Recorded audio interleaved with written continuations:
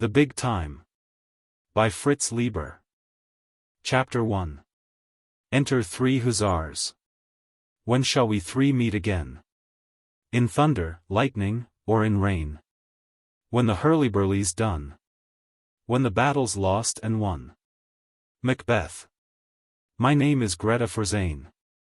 29 and a party girl would describe me. I was born in Chicago, of Scandinavian parents, but now I operate chiefly outside space and time, not in heaven or hell, if there are such places, but not in the cosmos or universe either. I am not as romantically entrancing as the immortal film star who also bears my first name, but I have a rough and ready charm of my own. I need it, for my job is to nurse back to health and kid back to sanity soldiers badly roughed up in the biggest war going. This war is the Change War, a war of time travelers. In fact, our private name for being in this war is being on the big time. Our soldiers fight by going back to change the past, or even ahead to change the future, in ways to help our side win the final victory a billion or more years from now. A long killing business, believe me. You don't know about the Change War, but it's influencing your lives all the time and maybe you've had hints of it without realizing. Have you ever worried about your memory, because it doesn't seem to be bringing you exactly the same picture of the past from one day to the next? Have you ever been afraid that your personality was changing because of forces beyond your knowledge or control? Have you ever felt sure that sudden death was about to jump you from nowhere? Have you ever been scared of ghosts, not the storybook kind, but the billions of beings who were once so real and strong it's hard to believe they'll just sleep harmlessly forever? Have you ever wondered about those things you may call devils or demons, spirits able to range through all time and space? Through the hot hearts of stars and the cold skeleton of space between the galaxies? Have you ever thought that the whole universe might be a crazy, mixed-up dream? If you have, you've had hints of the Change War. How I got recruited into the Change War, how it's conducted, what the two sides are, why you don't consciously know about it, what I really think about it, you'll learn in due course. The place outside the cosmos where I and my pals do our nursing job I simply call the place. A lot of my nursing consists of amusing and humanizing soldiers fresh back from raids into time. In fact, my formal title is entertainer and I've got my silly side, as you'll find out. My pals are 2 other gals and 3 guys from quite an assortment of times and places. We're a pretty good team, and with Sid bossing, we run a pretty good recuperation station, though we have our family troubles. But most of our troubles come slamming into the place with the beat-up soldiers, who've generally just been going through hell and want to raise some of their own. As a matter of fact, it was 3 newly arrived soldiers who started this thing I'm going to tell you about, this thing that showed me so much about myself and everything. When it started, I had been on the big time for 1,000 sleeps and 2,000 nightmares, and working in the place for 501,000.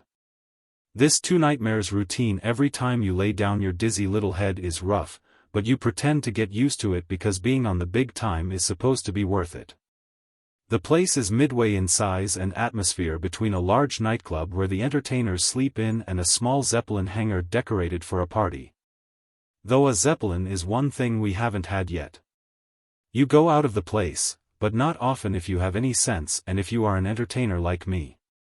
Into the cold light of a morning filled with anything from the earlier dinosaurs to the later spacemen, who look strangely similar except for size.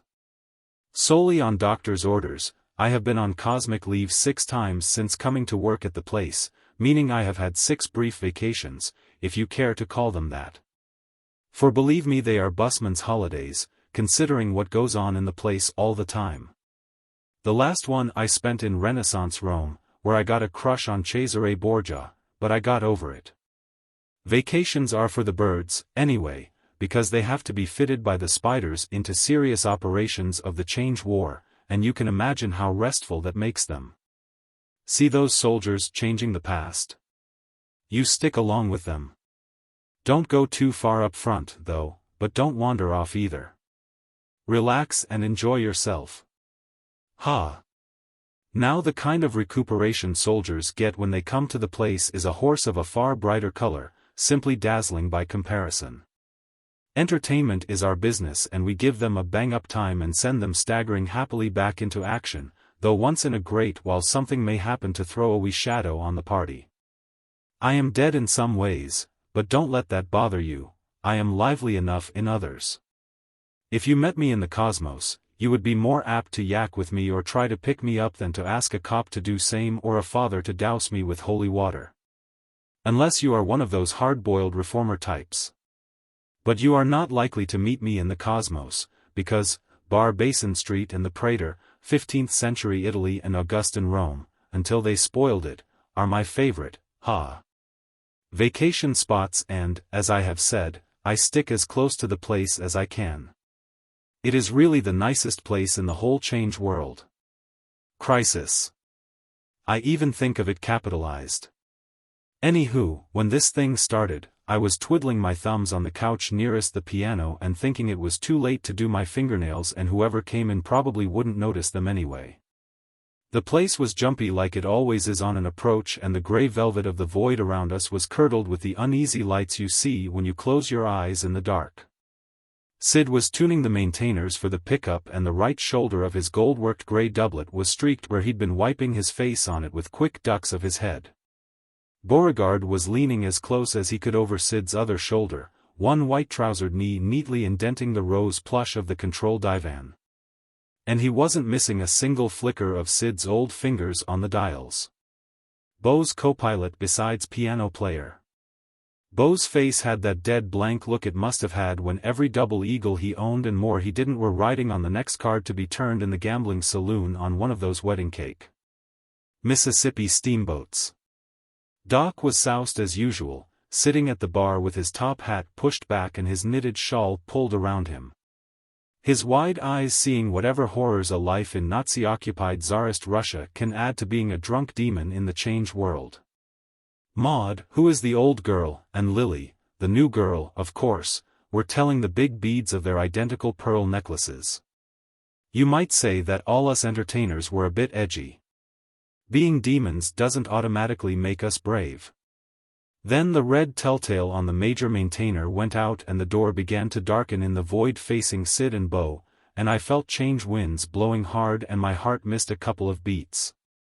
And the next thing 3 soldiers had stepped out of the cosmos and into the place, their first 3 steps hitting the floor hard as they changed times and weights. They were dressed as officers of Hussars, as we'd been advised, and, praise the bonny dew. I saw that the first of them was Eric, my own dear little commandant, the pride of the von Hohenwalds and the terror of the snakes. Behind him was some hard-faced Roman or other, and beside Eric and shouldering into him as they stamped forward was a new boy, blonde, with a face like a Greek god who's just been touring a Christian hell. They were uniformed exactly alike in black, shakos, fur-edged pelisses, boots, and so forth, with white skull emblems on the shakos.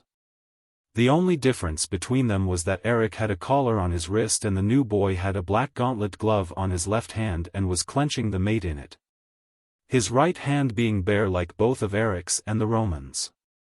"You've made it, lads, hearts of gold," Sid boomed at them, and Beau twitched a smile and murmured something courtly and Maud began to chant, "Shut the door." And the new girl copied her and I joined in because the change winds do blow like crazy when the door is open, even though it can't ever be shut tight enough to keep them from leaking through. "Shut it before it blows wrinkles in our faces," Maud called in her gammon voice to break the ice, looking like a skinny teenager in the tight, knee-length frock she'd copied from the new girl. But the 3 soldiers weren't paying attention. The Roman, I remembered his name was Mark, was blundering forward stiffly as if there were something wrong with his eyes. While Eric and the new boy were yelling at each other about a kid and Einstein and a summer palace and a bloody glove and the snakes having booby-trapped St. Petersburg. Eric had that taut sadistic smile he gets when he wants to hit me. The new boy was in a tearing rage. "Why'd you pull us out so bloody fast? We fair chewed the Nevsky Prospect to pieces galloping away. Didn't you feel their stun guns, Dummkopf, when they sprung the trap, too soon, Gott sei Dank?" Eric demanded. "I did," the new boy told him. "Not enough to numb a cat." Why didn't you show us action? Shut up. I'm your leader. I'll show you action enough. You won't. You're a filthy Nazi coward. Weibischer Engländer. Bloody Hun. Schlange.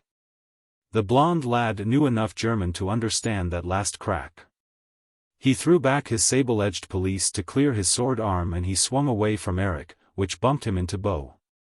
At the first sign of the quarrel, Beau had raised himself from the divan as quickly and silently as no, I won't use that word, and slithered over to them. Sirs, you forget yourselves, he said sharply, off balance, supporting himself on the new boy's upraised arm. This is Sidney Lessingham's place of entertainment and recuperation. There are ladies. With a contemptuous snarl, the new boy shoved him off and snatched with his bare hand for his saber. Beau reeled against the divan, it caught him in the shins and he fell toward the maintainers. Sid whisked them out of the way as if they were a couple of beach radios, simply nothing in the place is nailed down, and had them back on the coffee table before Beau hit the floor. Meanwhile, Eric had his saber out and had parried the new boy's first wild slash and lunged in return, and I heard the scream of steel and the rutch of his boot on the diamond-studded pavement. Beau rolled over and came up pulling from the ruffles of his shirt bosom a derringer I knew was some other weapon in disguise, a stun gun or even an atropos. Besides scaring me damp for Eric and everybody, that brought me up short. Us entertainers' nerves must be getting as naked as the soldiers. Probably starting when the spiders cancelled all cosmic leaves 20 sleeps back. Sid shot Beau his look of command, rapped out, I'll handle this, you horse on firebrand, and turned to the minor maintainer. I noticed that the telltale on the major was glowing a reassuring red again, and I found a moment to thank Mama Devi that the door was shut. Maud was jumping up and down, cheering I don't know which, nor did she, I bet, and the new girl was white and I saw that the sabers were working more businesslike. Eric's flicked again and came away from the blond lad's cheek spilling a couple of red drops.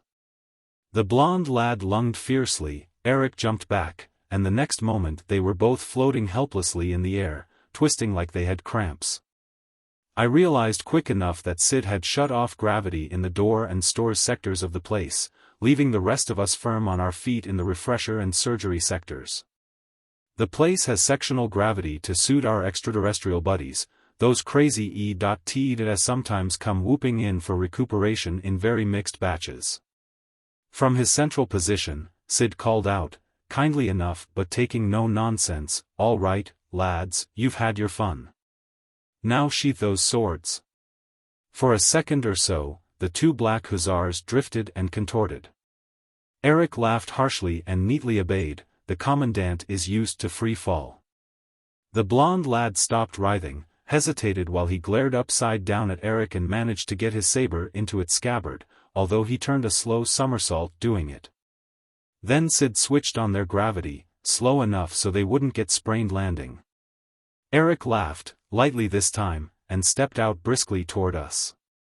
He stopped to clap the new boy firmly on the shoulder and look him in the face. So, now you get a good scar, he said. The other didn't pull away, but he didn't look up and Eric came on. Sid was hurrying toward the new boy, and as he passed Eric, he wagged a finger at him and gaily said, you rogue. Next thing I was giving Eric my man, your home hug and he was kissing me and cracking my ribs and saying, Liebchen. Dopchen. Which was fine with me because I do love him and I'm a good lover and as much a doubleganger as he is. We had just pulled back from each other to get a breath, his blue eyes looked so sweet in his worn face, when there was a thud behind us. With the snapping of the tension, Doc had fallen off his bar stool and his top hat was over his eyes. As we turned to chuckle at him, Maud squeaked and we saw that the Roman had walked straight up against the void and was marching along there steadily without gaining a foot, like it does happen. His black uniform melting into that inside-your-head gray. Maud and Beau rushed over to fish him back, which can be tricky. The thin gambler was all courtly efficiency again. Sid supervised from a distance. What's wrong with him? I asked Eric. He shrugged. Overdue for change shock. And he was nearest the stun guns. His horse almost threw him. Mein Gott, you should have seen St. Petersburg, Liebchen, the Nevsky Prospect, the canals flying by like reception carpets of blue sky. A cavalry troop in blue and gold that blundered across our escape, fine women in furs and ostrich plumes. A monk with a big tripod and his head under a hood. It gave me the horrors seeing all those zombies flashing past and staring at me in that sick unawakened way they have. And knowing that some of them, say the photographer, might be snakes. Our side in the change war is the spiders, the other side is the snakes, though all of us, spiders and snakes alike, are doublegangers and demons too. Because we're cut out of our lifelines in the cosmos. Your lifeline is all of you from birth to death. We're doublegangers because we can operate both in the cosmos and outside of it, and demons because we act reasonably alive while doing so, which the ghosts don't. Entertainers and soldiers are all demon doublegangers, whichever side they're on, though they say the snake places are simply ghastly. Zombies are dead people whose lifelines lie in the so-called past. What were you doing in St. Petersburg before the ambush? I asked Eric. That is, if you can talk about it. Why not? We were kidnapping the infant Einstein back from the snakes in 1883. Yes, the snakes got him, Liebchen, only a few sleeps back. Endangering the West's whole victory over Russia. Which gave your dear little Hitler the world on a platter for 50 years and got me loved to death by your sterling troops in the liberation of Chicago. But which leads to the ultimate victory of the spiders and the West over the snakes and communism. Liebchen, remember that. Anyway, our counter-snatch didn't work. The snakes had guards posted, most unusual, and we weren't warned. The whole thing was a great mess. No wonder Bruce lost his head, not that it excuses him. The new boy? I asked. Sid hadn't got to him and he was still standing with hooded eyes where Eric had left him, a dark pillar of shame and rage. Ja, a lieutenant from World War I. An Englishman. I gathered that, I told Eric. Is he really effeminate? Weibischer? He smiled. I had to call him something when he said I was a coward. He'll make a fine soldier, only needs a little more shaping. You men are so original when you spat. I lowered my voice. But you shouldn't have gone on and called him a snake, Eric mine. Schlange? The smile got crooked. Who knows, about any of us? As St. Petersburg showed me, the snake spies are getting cleverer than ours. The blue eyes didn't look sweet now. Are you, Liebchen, really nothing more than a good loyal spider? Eric. All right, I went too far, with Bruce and with you too. We're all hacked these days, riding with one leg over the breaking edge. Maud and Beau were supporting the Roman to a couch, Maud taking most of his weight, with Sid still supervising and the new boy still sulking by himself. The new girl should have been with him, of course, but I couldn't see her anywhere and I decided she was probably having a nervous breakdown in the refresher, the little jerk. The Roman looks pretty bad, Eric, I said. Ah, Mark's tough. Got virtue, as his people say. And our little starship girl will bring him back to life if anybody can and if. You call this living, I filled in dutifully. He was right. Maud had 50-odd years of psychomedical experience, 23rd century at that. It should have been Doc's job, but that was 50 drunks back. Maud and Mark, that will be an interesting experiment, Eric said. Reminiscent of Goering's with the frozen men and the naked gypsy girls. You are a filthy Nazi. She'll be using electrophoresis and deep suggestion, if I know anything. How will you be able to know anything, Liebchen, if she switches on the couch curtains, as I perceive she is preparing to do? Filthy Nazi, I said and meant. Precisely. He clicked his heels and bowed a millimeter. Erich Friedrich von Hohenwald, Oberleutnant in the army of the Third Reich. Fell at Narvik, where he was recruited by the spiders. Lifeline lengthened by a big change after his first death and at latest report Commandant of Toronto, where he maintains extensive baby farms to provide him with breakfast meat. If you believe the handbills of the Voyagers Underground. At your service. Oh, Eric, it's all so lousy, I said, touching his hand, reminded that he was one of the unfortunates resurrected from a point in their lifelines well before their deaths, in his case. Because the date of his death had been shifted forward by a big change after his resurrection. And as every demon finds out, if he can't imagine it beforehand, it is pure hell to remember your future, and the shorter the time between your resurrection and your death back in the cosmos, the better. Mine, bless Bab ed-Din, was only an action-packed 10 minutes on North Clark Street. Eric put his other hand lightly over mine. Fortunes of the Change War, Liebchen. At least I'm a soldier and sometimes assigned to future operations, though why we should have this monomania about our future personalities back there, I don't know. Mine is a stupid oberst, thin as paper, and frightfully indignant at the Voyagers.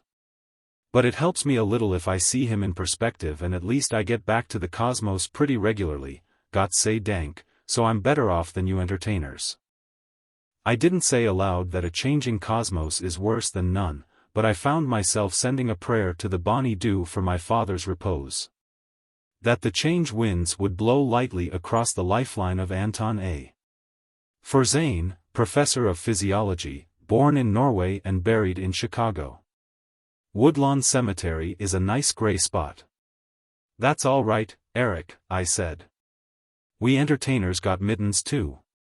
He scowled around at me suspiciously, as if he were wondering whether I had all my buttons on. Mittens, he said. What do you mean? I'm not wearing any. Are you trying to say something about Bruce's gloves, which incidentally seem to annoy him for some reason? No, seriously, Greta, why do you entertainers need mittens? Because we get cold feet sometimes. At least I do. Got mittens, as I say. A sickly light dawned in his Prussian puss.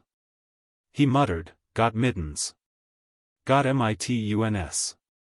God with us, and roared softly, Greta, I don't know how I put up with you, the way you murder a great language for cheap laughs. You've got to take me as I am, I told him, mittens and all, thank the Bonnie Dew, and hastily explained, that's French, le bon Dieu, the good God, don't hit me. I'm not going to tell you any more of my secrets. He laughed feebly, like he was dying. Cheer up, I said. I won't be here forever, and there are worse places than the place. He nodded grudgingly, looking around. You know what, Greta, if you'll promise not to make some dreadful joke out of it, on operations, I pretend I'll soon be going backstage to court the world-famous ballerina Greta Forzane. He was right about the backstage part. The place is a regular theater in the round with the void for an audience, the void's gray hardly disturbed by the screen's masking surgery, ugh. Refresher and stores. Between the last two are the bar and kitchen and Beau's piano. Between surgery and the sector where the door usually appears are the shelves and tabourets of the art gallery. The control divan is stage center.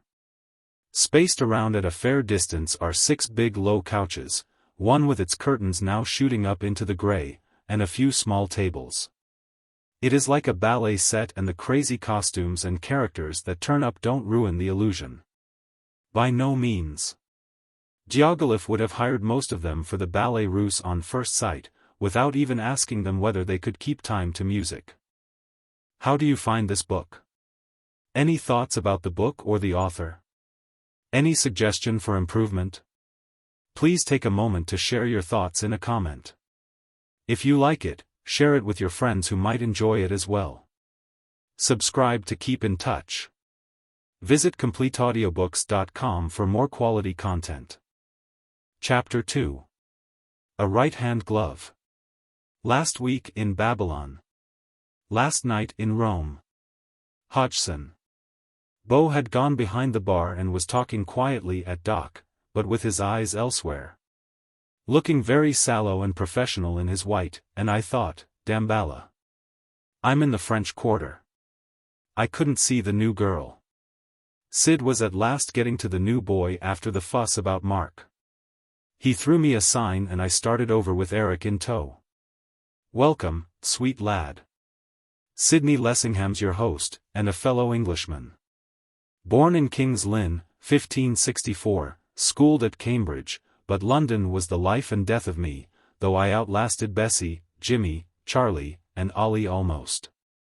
And what a life! By turns a clerk, a spy, a bawd, the two trades are hand in glove, a poet of no account, a beggar, and a peddler of resurrection tracts. Beau Lassiter, our throats are tinder. At the word poet, the new boy looked up, but resentfully, as if he had been tricked into it. And to spare your throat for drinking, sweet gallant, I'll be so bold as to guess and answer one of your questions, Sid rattled on. Yes, I knew Will Shakespeare, we were of an age, and he was such a modest, mind-your-business rogue that we all wondered whether he really did write those plays. Your pardon, Faith, but that scratch might be looked to. Then I saw that the new girl hadn't lost her head, but gone to surgery, for a first-aid tray. She reached a swab toward the new boy's sticky cheek, saying rather shrilly, if I might. Her timing was bad. Sid's last words and Eric's approach had darkened the look in the young soldier's face and he angrily swept her arm aside without even glancing at her. Eric squeezed my arm. The tray clattered to the floor, and one of the drinks that Beau was bringing almost followed it. Ever since the new girl's arrival, Beau had been figuring that she was his responsibility, though I don't think the two of them had reached an agreement yet. Beau was especially set on it because I was thick with Sid at the time and Maud with Doc, she loving tough cases. Easy now, lad, and you love me. Sid thundered, again shooting Beau the hold it look. She's just a poor pagan trying to comfort you. Swallow your bile, you black villain, and perchance it will turn to poetry. Ah, did I touch you there? Confess, you are a poet. There isn't much gets by Sid, though for a second I forgot my psychology and wondered if he knew what he was doing with his insights. Yes, I'm a poet, all right, the new boy roared. I'm Bruce Marchant, you bloody zombies. I'm a poet in a world where even the lines of the King James and your precious will whom you use for laughs aren't safe from snake slime and the spider's dirty legs. Changing our history, stealing our certainties, claiming to be so blasted all-knowing and best-intentioned and efficient, and what does it lead to? This bloody SI glove. He held up his black-gloved left hand which still held the mate and he shook it. What's wrong with the spider-issue gauntlet, heart of gold? Sid demanded. And you love us, tell us. While Eric laughed, consider yourself lucky, comrade. Mark and I didn't draw any gloves at all. What's wrong with it? Bruce yelled. The bloody things are both lefts. He slammed it down on the floor. We all howled, we couldn't help it. He turned his back on us and stamped off, though I guessed he would keep out of the void. Eric squeezed my arm and said between gasps, Mein Gott, Liebchen, what have I always told you about soldiers? The bigger the gripe, the smaller the cause. It is infallible. One of us didn't laugh. Ever since the new girl heard the name Bruce Marchant, she'd had a look in her eyes like she'd been given the sacrament. I was glad she'd got interested in something, because she'd been pretty much of a snoot and a wet blanket up until now. Although she'd come to the place with the recommendation of having been a real whoopee girl in London and New York in the 20s. She looked disapprovingly at us as she gathered up the tray and stuff, not forgetting the glove, which she placed on the center of the tray like a holy relic. Beau cut over and tried to talk to her, but she ghosted past him and once again he couldn't do anything because of the tray in his hands. He came over and got rid of the drinks quick. I took a big gulp right away because I saw the new girl stepping through the screen into surgery and I hate to be reminded we have it and I'm glad Doc is too drunk to use it. Some of the arachnoid surgical techniques being very sickening as I know only too well from a personal experience that is number one on my list of things to be forgotten. By that time, Bruce had come back to us, saying in a carefully hard voice, Look here, it's not the dashed glove itself, as you very well know, you howling demons. What is it then, noble heart? Sid asked, his grizzled gold beard heightening the effect of innocent receptivity. It's the principle of the thing, Bruce said, looking around sharply, but none of us cracked a smile. It's this mucking inefficiency and death of the cosmos, and don't tell me that isn't in the cards, masquerading as benign omniscient authority.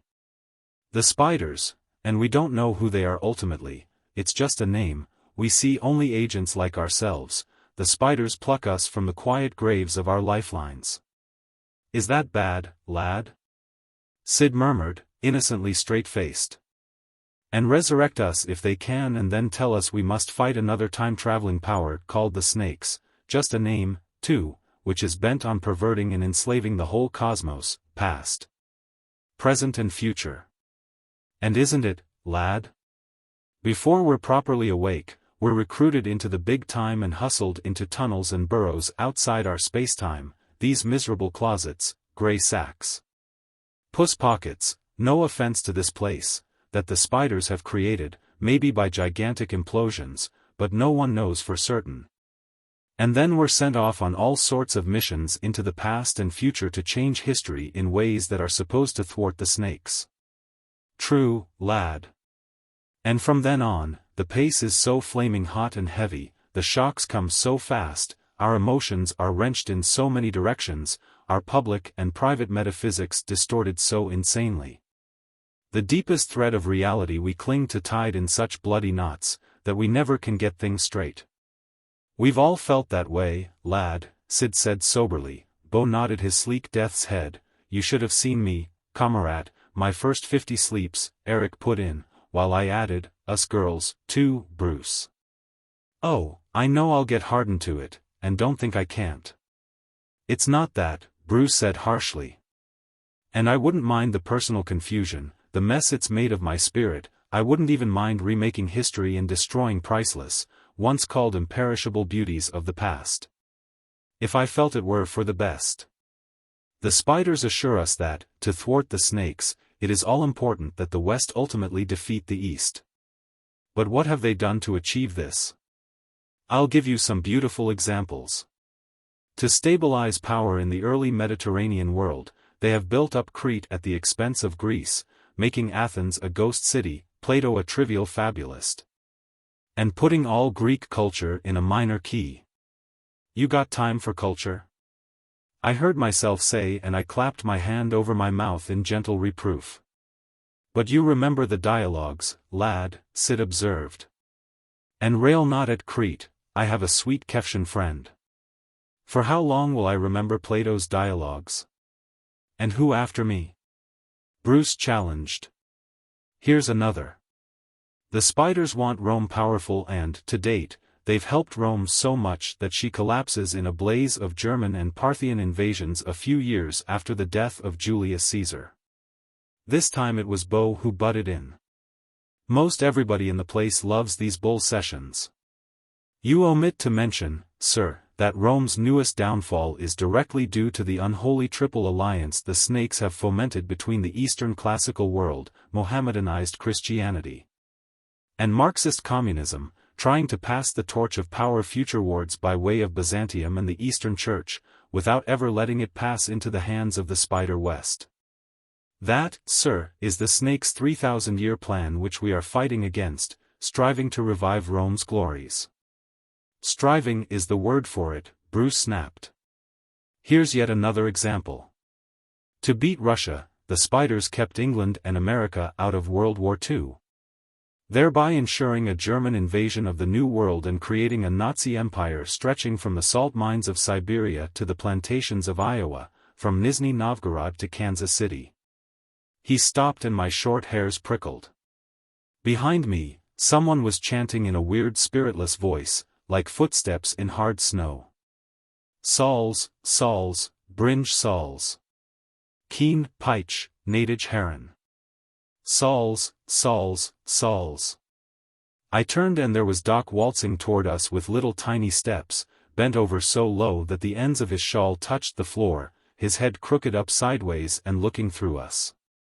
I knew then, but Eric translated softly. Salt, salt, I bring salt.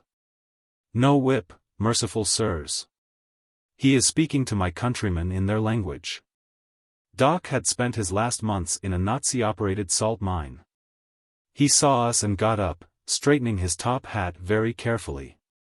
He frowned hard while my heart thumped half a dozen times. Then his face slackened, he shrugged his shoulders and muttered, Nichivo.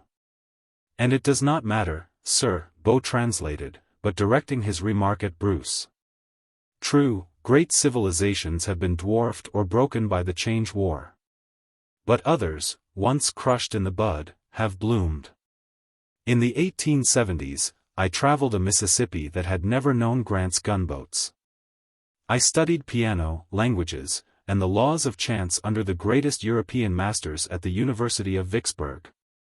And you think your pipsqueak steamboat culture is compensation for, Bruce began, but, prithee none of that, lad, Sid interrupted smartly.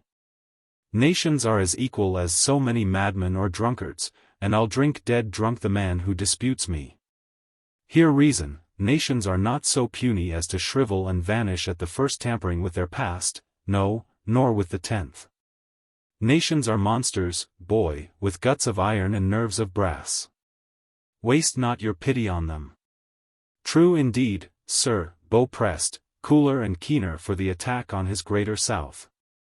Most of us enter the change world with the false metaphysic that the slightest change in the past, a grain of dust misplaced, will transform the whole future. It is a long while before we accept with our minds as well as our intellects the law of the conservation of reality, that when the past is changed, the future changes barely enough to adjust. Barely enough to admit the new data. The change winds meet maximum resistance always. Otherwise the first operation in Babylonia would have wiped out New Orleans, Sheffield, Stuttgart, and Maud Davies' birthplace on Ganymede. Note how the gap left by Rome's collapse was filled by the imperialistic and Christianized Germans. Only an expert demon historian can tell the difference in most ages between the former Latin and the present Gothic Catholic Church. As you yourself, sir, said of Greece, it is as if an old melody were shifted into a slightly different key. In the wake of a big change, cultures and individuals are transposed, it's true, yet in the main they continue much as they were. Except for the usual scattering of unfortunate but statistically meaningless accidents. All right, you bloody savants, maybe I pushed my point too far, Bruce growled. But if you want variety, give a thought to the rotten methods we use in our wonderful change war. Poisoning Churchill and Cleopatra. Kidnapping Einstein when he's a baby. The snakes did it first, I reminded him. Yes, and we copied them. How resourceful does that make us? He retorted, arguing like a woman. If we need Einstein, why don't we resurrect him, deal with him as a man? Bo said, serving his culture in slightly thicker slices, pardonnez-moi, but when you have enjoyed your status as doubleganger a soupçon longer, you will understand that great men can rarely be resurrected. Their beings are too crystallized, sir, their lifelines too tough. Pardon me, but I think that's rot. I believe that most great men refuse to make the bargain with the snakes, or with us spiders either. They scorn resurrection at the price demanded. Brother, they ain't that great, I whispered, while Bo glided on with, however that may be, you have accepted resurrection, sir. And so incurred an obligation which you as a gentleman must honor. I accepted resurrection all right, Bruce said, a glare coming into his eyes. When they pulled me out of my line at Passchendaele in 1710 minutes before I died, I grabbed at the offer of life like a drunkard grabs at a drink the morning after. But even then I thought I was also seizing a chance to undo historic wrongs, work for peace. His voice was getting wilder all the time. Just beyond our circle, I noticed the new girl watching him worshipfully. But what did I find the spiders wanted me for? Only to fight more wars, over and over again, make them crueler and stinkinger, cut the swath of death a little wider with each big change, work our way a little closer to the death of the cosmos. Sid touched my wrist and, as Bruce raved on, he whispered to me, "What kind of ball, think you, will please and so quench this fire-brained rogue? And you love me, discover it." I whispered back without taking my eyes off Bruce either, "I know somebody who'll be happy to put on any kind of ball he wants, if he'll just notice her." "The new girl, sweetling? 'Tis well. This rogue speaks like an angry angel. It touches my heart and I like it not."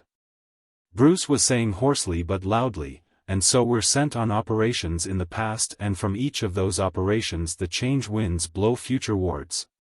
Swiftly or slowly according to the opposition they breast, sometimes rippling into each other, and any one of those winds may shift the date of our own death ahead of the date of our resurrection. So that in an instant, even here, outside the cosmos, we may molder and rot or crumble to dust and vanish away. The wind with our name in it may leak through the door." Faces hardened at that, because it's bad form to mention change death, and Eric flared out with, "Halt's Maul, Kamerad.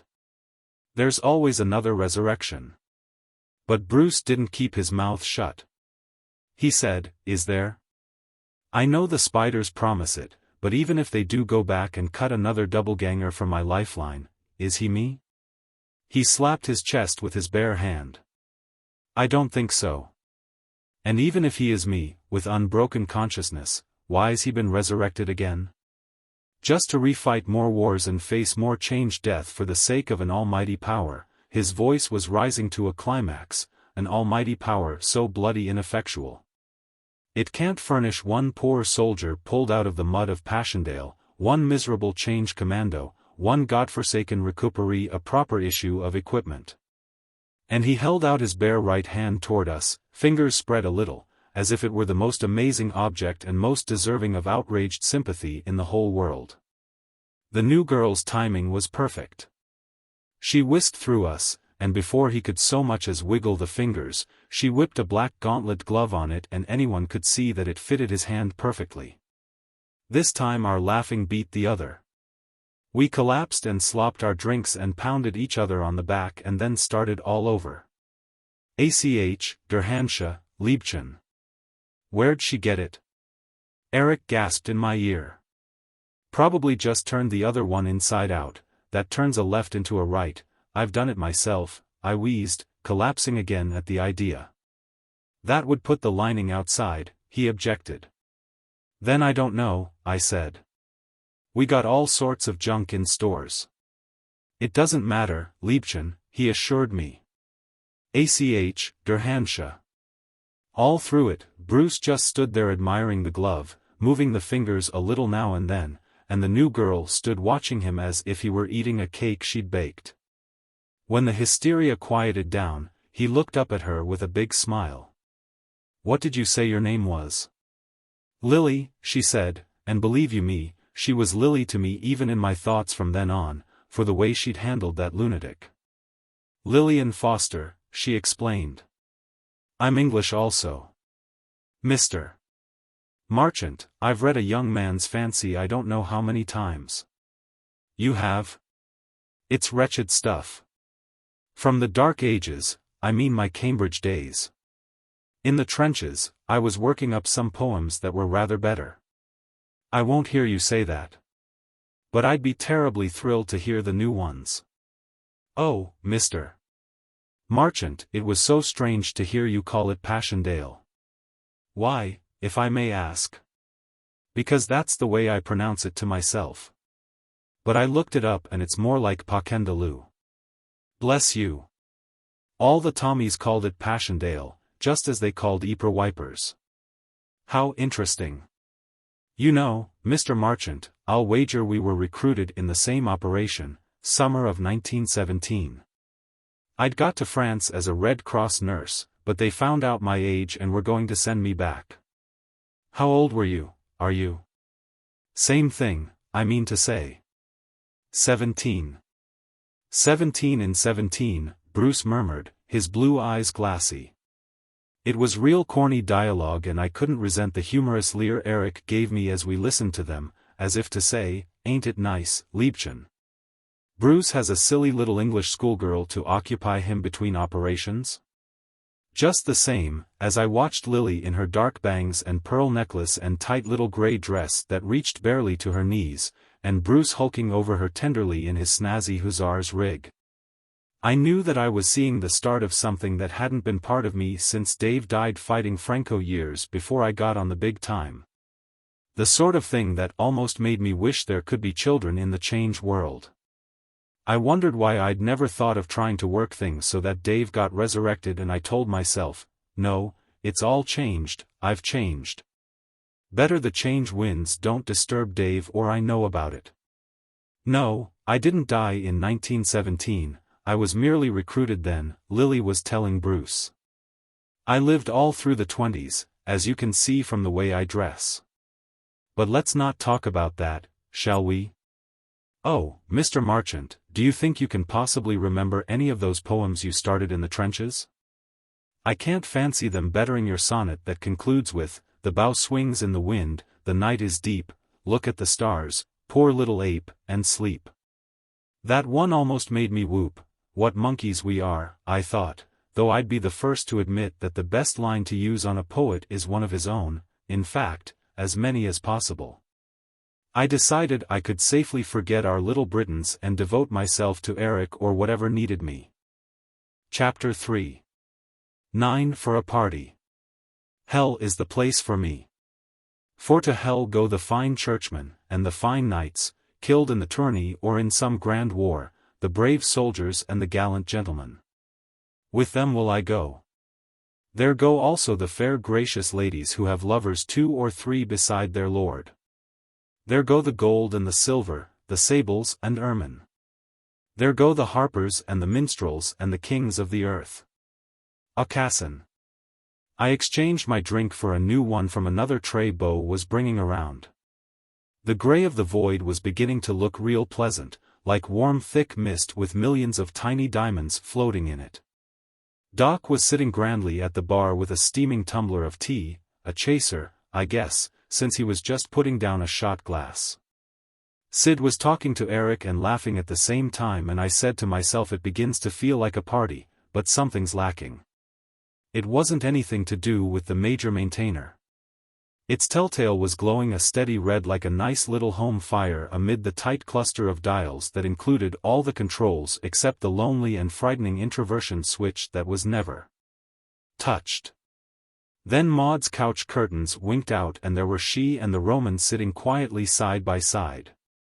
He looked down at his shiny boots and the rest of his black duds like he was just waking up and couldn't believe it all, and he said, Omnia mutantur, nos ite mutamer in illis. And I raised my eyebrows at Beau, who was taking the tray back, and he did proud by old Vicksburg by translating, all things change and we change with them. Then Mark slowly looked around at us, and I can testify that a Roman smile is just as warm as any other nationality, and he finally said, we are 9, the proper number for a party. The couches, too. It is good. Maud chuckled proudly and Eric shouted, welcome back from the void, Kamerad, and then, because he's German and thinks all parties have to be noisy and satirically pompous, he jumped on a couch and announced, Herren und Damen, permit me to introduce the noblest Roman of them all, Marcus Vipsaius Niger. Legate to Nero Claudius, called Germanicus in a former time stream, and who in 763 AUC, correct, Mark? It means 10 AD, you meatheads, died bravely fighting the Parthians and the snakes in the Battle of Alexandria. Hock, hock, hock.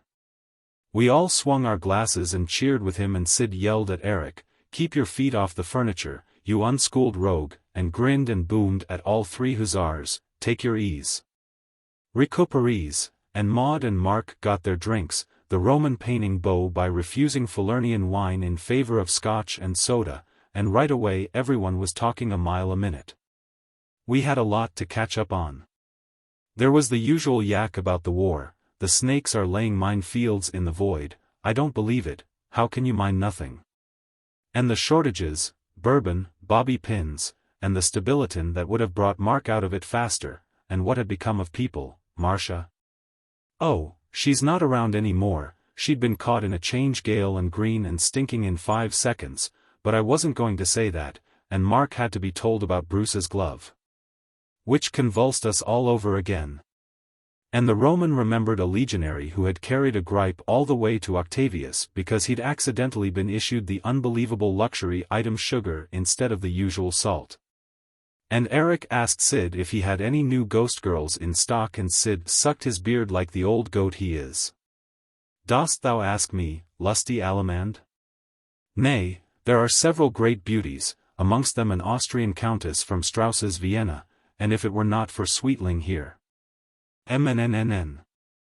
I poked a finger in Eric's chest between two of the bright buttons with their tiny death's heads. You, my little von Hohenwald, are a menace to us real girls. You have too much of a thing about the unawakened, ghost kind.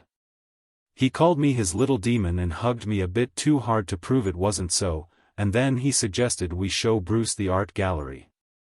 I thought this was a real brilliant idea, but when I tried to argue him out of it, he got stubborn. Bruce and Lily were willing to do anything anyone wanted them to, though not so willing to pay any attention while doing it. The saber cut was just a thin red line on his cheek. She'd washed away all the dried blood. The gallery gets you, though. It's a bunch of paintings and sculptures and especially odd knickknacks, all made by soldiers recuperating here. And a lot of them telling about the Change War from the stuff they're made of: brass cartridges, flaked flint, bits of ancient pottery glued into futuristic shapes, mashed up Incan gold red-eaten by a Martian, whirls of beady London wire, a picture in tempera on a crinkle-cracked thick round of quartz that had filled a starship porthole, a Sumerian inscription chiseled into a brick from an atomic oven. There are a lot of things in the gallery, and I can always find some I haven't ever seen before. It gets you, as I say, thinking about the guys that made them and their thoughts and the far times and places they came from, and sometimes, when I'm feeling low, I'll come and look at them so I'll feel still lower and get inspired to kick myself back into a good temper. It's the only history of the place there is, and it doesn't change a great deal, because the things in it and the feelings that went into them resist the change winds better than anything else.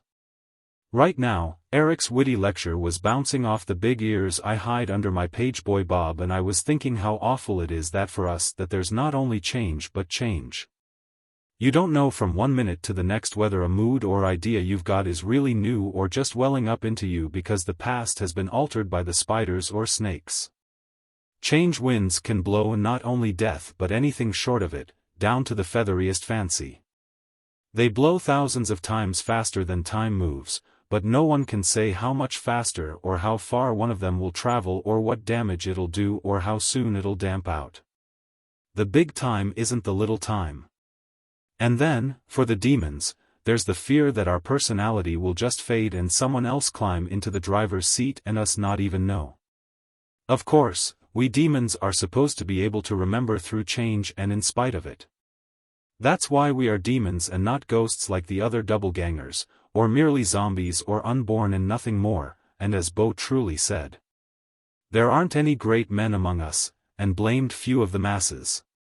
Either, we're a rare sort of people and that's why the spiders have to recruit us where they find us without caring about our previous knowledge and background, a foreign legion of time.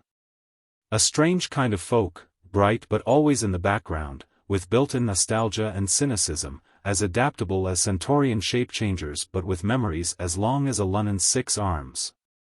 A kind of change people, you might say, the cream of the damned. But sometimes I wonder if our memories are as good as we think they are and if the whole past wasn't once entirely different from anything we remember, and we've forgotten that we forgot. As I say, the gallery gets you feeling real low, and so now I said to myself, back to your lousy little commandant, kid, and gave myself a stiff boot. Eric was holding up a green bowl with gold dolphins or spaceships on it and saying, and, to my mind, this proves that Etruscan art is derived from Egyptian. Don't you agree, Bruce? Bruce looked up, all smiles from Lily, and said, what was that, dear chap? Eric's forehead got dark as the door and I was glad the Hussars had parked their sabers along with their shakos, but before he could even get out a Jerry cuss word, Doc breezed up in that plateau state of drunkenness so like hypnotized sobriety, moving as if he were on a dolly, ghosted the bowl out of Eric's hand, said. A beautiful specimen of middle systemic Venusian. When VIII finished it, he told me you couldn't look at it and not feel the waves of the northern Venusian shallows rippling around your hoofs. But it might look better inverted. I wonder. Who are you, young officer? Nichivo, and he carefully put the bowl back on its shelf and rolled on. It's a fact that Doc knows the art gallery better than any of us, really by heart, he being the oldest inhabitant, though he maybe picked a bad time to show off his knowledge. Eric was going to take out after him, but I said, Nix, comrade, remember gloves and sugar, and he contented himself with complaining, that Nichivo, it's so gloomy and hopeless, unschurlich. I tell you, Liebchen, they shouldn't have Russians working for the spiders, not even as entertainers. I grinned at him and squeezed his hand. Not much entertainment in Doc these days, is there? I agreed. He grinned back at me a shade sheepishly and his face smoothed and his blue eyes looked sweet again for a second and he said, I shouldn't want to claw out at people that way, Greta. But at times I am just a jealous old man, which is not entirely true, as he isn't a day over 33, although his hair is nearly white. Our lovers had drifted on a few steps until they were almost fading into the surgery screen. It was the last spot I would have picked for the formal preliminaries to a little British smooching, but Lily probably didn't share my prejudices. Though I remembered she'd told me she'd served a brief hitch in an arachnoid field hospital before being transferred to the place. But she couldn't have had anything like the experience I'd had during my short and sour career as a spider nurse, when I'd acquired my best-hated nightmare and flopped completely, job-wise. But on the floor, too, at seeing a doctor flick a switch and a being, badly injured but human, turn into a long cluster of glistening strange fruit, ugh. It always makes me want to toss my cookies and my buttons. And to think that dear old Daddy Anton wanted his Greta chili to be a doctor. Well, I could see this wasn't getting me anywhere I wanted to go, and after all there was a party going on. Doc was babbling something at a great rate to Sid. I just hoped Doc wouldn't get inspired to go into his animal imitations, which sound pretty fierce and once seriously offended some recuperating E.T.s. Maud was demonstrating to Mark a 23rd century two-step and Beau sat down at the piano and improvised softly on her rhythm. As the deep thrumming relaxing notes hit us, Eric's face brightened and he dragged me over. Pleasantly soon I had my feet off the diamond rough floor, which we don't carpet because most of the E.T.s., the dear boys, like it hard, and I was shouldering back deep into the couch nearest the piano, with cushions all around me and a fresh drink in my hand. While my Nazi boyfriend was getting ready to discharge his Weltschmerz's song, which didn't alarm me too much, as his baritone is passable. Things felt real good, like the maintainer was just idling to keep the place in existence and moored to the cosmos, not exerting itself at all or at most taking an occasional lazy paddle stroke. At times the place's loneliness can be happy and comfortable. Then Beau raised an eyebrow at Eric, who nodded, and next thing they were launched into a song we all know, though I've never found out where it originally came from. This time it made me think of Lily, and I wondered why, and why it's a tradition at recuperation stations to call the new girl Lily, though in this case it happened to be her real name. Standing in the doorway just outside of space. Winds of change blow round you but don't touch your face. You smile as you whisper tenderly. Please cross to me, Recuperee. The operation's over, come in and close the door. Chapter 4. SOS from Nowhere. De Bailhatch, Fresca, Mrs. Cammell, World. Beyond the circuit of the shuddering bear. In fractured atoms. Eliot. I realized the piano had deserted Eric and I cranked my head up and saw Beau, Maud, and Sid streaking for the control divan. The major maintainer was blinking emergency green and fast, but the code was plain enough for even me to recognize the spider distress call and for a second I felt just sick. Then Eric blew out his reserve breath in the middle of door, and I gave myself another of those helpful mental boots at the base of the spine and we hurried after them toward the center of the place along with Mark. The blinks faded as we got there and Sid told us not to move because we were making shadows. He glued an eye to the telltale and we held still as statues as he caressed the dials like he was making love. One sensitive hand flicked out past the introversion switch over to the minor maintainer and right away the place was dark as your soul and there was nothing for me but Eric's arm and the knowledge that Sid was nursing a green light I couldn't even see. Although my eyes had plenty time to accommodate. Then the green light finally came back very slowly and I could see the dear reliable old face, the green gold beard making him look like a merman, and then the telltale flared bright and Sid flicked on the place lights and I leaned back. That nails them, lads, whoever and whenever they may be. Get ready for a pickup. Beau, who was closest of course, looked at him sharply. Sid shrugged uneasily. Meseemed at first it was from our own globe 1,000 years before our Lord, but that indication flickered and faded like witch-fire. As it is, the call comes from something smaller than the place and certes adrift from the cosmos. Meseemed too at one point I knew the fist of the caller, an Antipodean atomicist named Benson Carter, but that likewise changed. Beau said, "We're not in the right phase of the cosmos place's rhythm for a pickup, are we, sir?" Sid answered, "Ordinarily not, boy." Beau continued, "I didn't think we had any pickup scheduled. Or standby orders." Sid said, "We haven't." Mark's eyes glowed. He tapped Eric on the shoulder. "An Octavian denarius against 10 Reichsmarks, it is a snake trap." Eric's grin showed his teeth. "Make it first through the door next operation and I'm on." It didn't take that to tell me things were serious, or the thought that there's always a first time for bumping into something from really outside the cosmos. The snakes have broken our code more than once. Maud was quietly serving out weapons and Doc was helping her. Only Bruce and Lily stood off. But they were watching. The telltale brightened. Sid reached toward the maintainer, saying, "All right, my hearties. Remember, through this doorway past the fishiest finaglers in and out of the cosmos." The door appeared to the left and above where it should be and darkened much too fast. There was a gust of stale salt sea wind, if that makes sense, but no stepped-up change winds I could tell, and I had been bracing myself against them.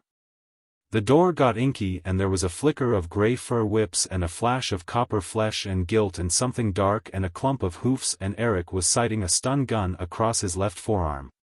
And then the door had vanished like that and a tentacled silvery Lunnon and a Venusian satyr were coming straight toward us. The Lunnon was hugging a pile of clothes and weapons. The satyr was helping a wasp-waisted woman carry a heavy-looking bronze chest.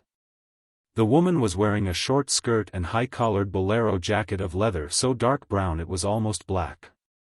She had a two-horned pet sofa hairdress and she was boldly gilded here and there and wore sandals and copper anklets and wristlets, one of them a copper-plated collar, and from her wide copper belt hung a short-handled double-headed axe. She was dark-complexioned and her forehead and chin receded, but the effect was anything but weak. She had a face like a beautiful arrowhead, and a familiar one, by golly. But before I could say, Cabigia labris, Maud shrilly beat me to it with, "It's KB with 2 friends. Break out a couple of Ghostgirls." And then I saw it really was Old Home Week because I recognized my Lunnon boyfriend Ilhilihis. And in the midst of all the confusion I got a nice kick out of knowing I was getting so I could tell the personality of one silver-furred muzzle from another. They reached the control divan and Illy dumped his load and the others let down the chest, and KB staggered but shook off the 2 ETs when they started to support her, and she looked daggers at Sid when he tried to do the same, although she's his sweet Keftian friend he'd mentioned to Bruce. She leaned straight-armed on the divan and took 2 gasping breaths so deep that the ridges of her spine showed through her brown-skinned waist, and then she threw up her head and commanded, "Wine." While Beau was rushing it, Sid tried to take her hand again, saying, "Sweetling, I'd never heard you call before and knew not this pretty little fist," but she ripped out, "Save your comfort for the Lunnon," and I looked and saw, hey, Zeus. That one of Ilhilihis' 6 tentacles was lopped off halfway. That was for me, and, going to him, I fast briefed myself, remember, he only weighs 50 pounds for all he's 7 feet high. He doesn't like low sounds or to be grabbed, the 2 legs aren't tentacles and don't act the same, uses them for long walks, tentacles for leaps. Uses tentacles for close vision too and for manipulation, of course. Extended, they mean he's at ease, retracted, on guard or nervous, sharply retracted, disgusted. Greeting. Just then, one of them swept across my face like a sweet-smelling feather duster and I said, "Illy, man, it's been a lot of sleeps," and brushed my fingers across his muzzle. It still took a little self-control not to hug him, and I did reach a little cluckingly for his lopped tentacle, but he wafted it away from me and the little voice-box belted to his side squeaked. "Naughty, naughty. Papa will fix his little old self." Greta girl, ever bandaged even a Terra octopus? I had, an intelligent one from around 250 million AD, but I didn't tell him so. I stood and let him talk to the palm of my hand with one of his tentacles. I don't savvy feather talk but it feels good. Though I've often wondered who taught him English, and watched him use a couple others to whisk a sort of London band-aid out of his pouch and cap his wound with it. Meanwhile, the satyr knelt over the bronze chest, which was decorated with little death's heads and crosses with hoops at the top and swastikas, but looking much older than Nazi. And the satyr said to Sid, "Quick thinkin', Gov, when ye saw the door comin' in high and softened up gravtai under it, but could I have some hep now?" Sid touched the minor maintainer and we all got very light and my stomach did a flip-flop while the satyr piled on the chest the clothes and weapons that Illy had been carrying and pranced off with it all and carefully put it down at the end of the bar. I decided the satyr's English instructor must have been quite a character, too. Wish I'd met him, her, it. Sid thought to ask Illy if he wanted moon normal gravity in one sector, but my boy likes to mix, and being such a lightweight, Earth normal gravity doesn't bother him. As he said to me once, would Jovian gravity bother a beetle, Greta girl? I asked Illy about the satyr and he squeaked that his name was 7C and that he'd never met him before this operation.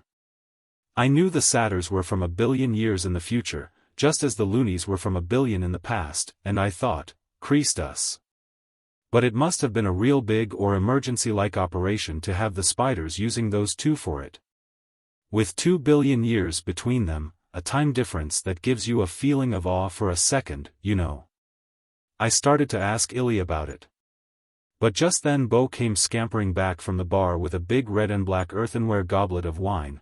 We try to keep a variety of drinking tools in stock so folks will feel more at home.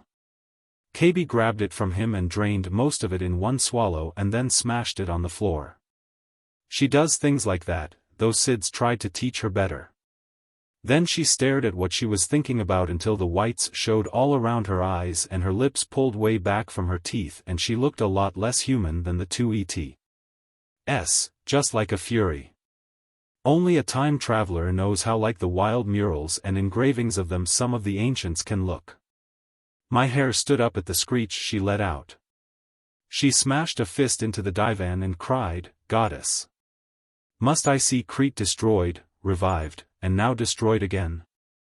It is too much for your servant." Personally, I thought she could stand anything. There was a rush of questions at what she said about Crete. I asked one of them, for the news certainly frightened me, but she shot up her arm straight for silence and took a deep breath and began. In the balance hung the battle. Rowing like black centipedes, the Dorian hulls bore down on our outnumbered ships. On the bright beach, masked by rocks, 7C and I stood by the needle gun, ready to give the black hulls silent wounds. Beside us was Ilhilihis, suited as a sea monster. But then I saw she wasn't altogether the Iron Babe, for her voice broke and she started to shake and to sob rackingly, although her face was still a mask of rage. And she threw up the wine. Sid stepped in and made her stop, which I think he'd been wanting to do all along. Chapter 5. Sid Insists on Ghostgirls. Whenever I take up a newspaper and read it, I fancy I see ghosts creeping between the lines. There must be ghosts all over the world. They must be as countless as the grains of the sands, it seems to me. Ibsen. My Elizabethan boyfriend put his fists on his hips and laid down the law to us as if we were a lot of nervous children who'd been playing too hard. Look you, masters, this is a recuperation station and I am running it as such. A plague of all operations. I care not if the frame of things disjoints and the whole change world goes to ruin, but you, warrior maid, are going to rest and drink more wine slowly before you tell your tale, and your colleagues are going to be properly companioned. No questions, anyone. Beau, and you love us, give us a lively tune. KB relaxed a little and let him put his hand carefully against her back in token of support, and she said grudgingly, all right, fat belly. Then, so help me, to the tune of the Muskrat Ramble, which I'd taught Beau, we got girls for those two E.T.S and everybody properly paired up. Right here I want to point out that a lot of the things they say in the change world about recuperation stations simply aren't so, and anyway they always leave out 9/10 of it. The soldiers that come through the door are looking for a good time, sure, but they're hurt real bad too, every one of them, deep down in their minds and hearts. If not always in their bodies, or so you can see it right away. Believe me, a temporal operation is no joke, and to start with, there isn't one person in 100 who can endure to be cut from his lifeline and become a really wide-awake doubleganger, a demon. That is, let alone a soldier. What does a badly hurt and mixed-up creature need who's been fighting hard? One individual to look out for him and feel for him and patch him up, and it helps if the one is of the opposite sex. That's something that goes beyond species. There's your basis for the place and the wild way it goes about its work, and also for most other recuperation stations or entertainment spots. The name entertainer can be misleading, but I like it. She's got to be a lot more than a good party girl, or boy, though she's got to be that too. She's got to be a nurse and a psychologist and an actress and a mother and a practical ethnologist and a lot of things with longer names, and a reliable friend. None of us are all those things perfectly or even near it. We just try. But when the call comes, entertainers have to forget grudges and gripes and envies and jealousies, and remember. They're lively people with sharp emotions, because there isn't any time then for anything but help and don't ask who. And, deep inside her, a good entertainer doesn't care who. Take the way it's shaped up this time. It was pretty clear to me I ought to shift to Illy, although I wasn't quite easy in my mind about leaving Eric, because the London was a long time from home and, after all, Eric was among anthropoids. Ilhilihis needed someone who was simpatico.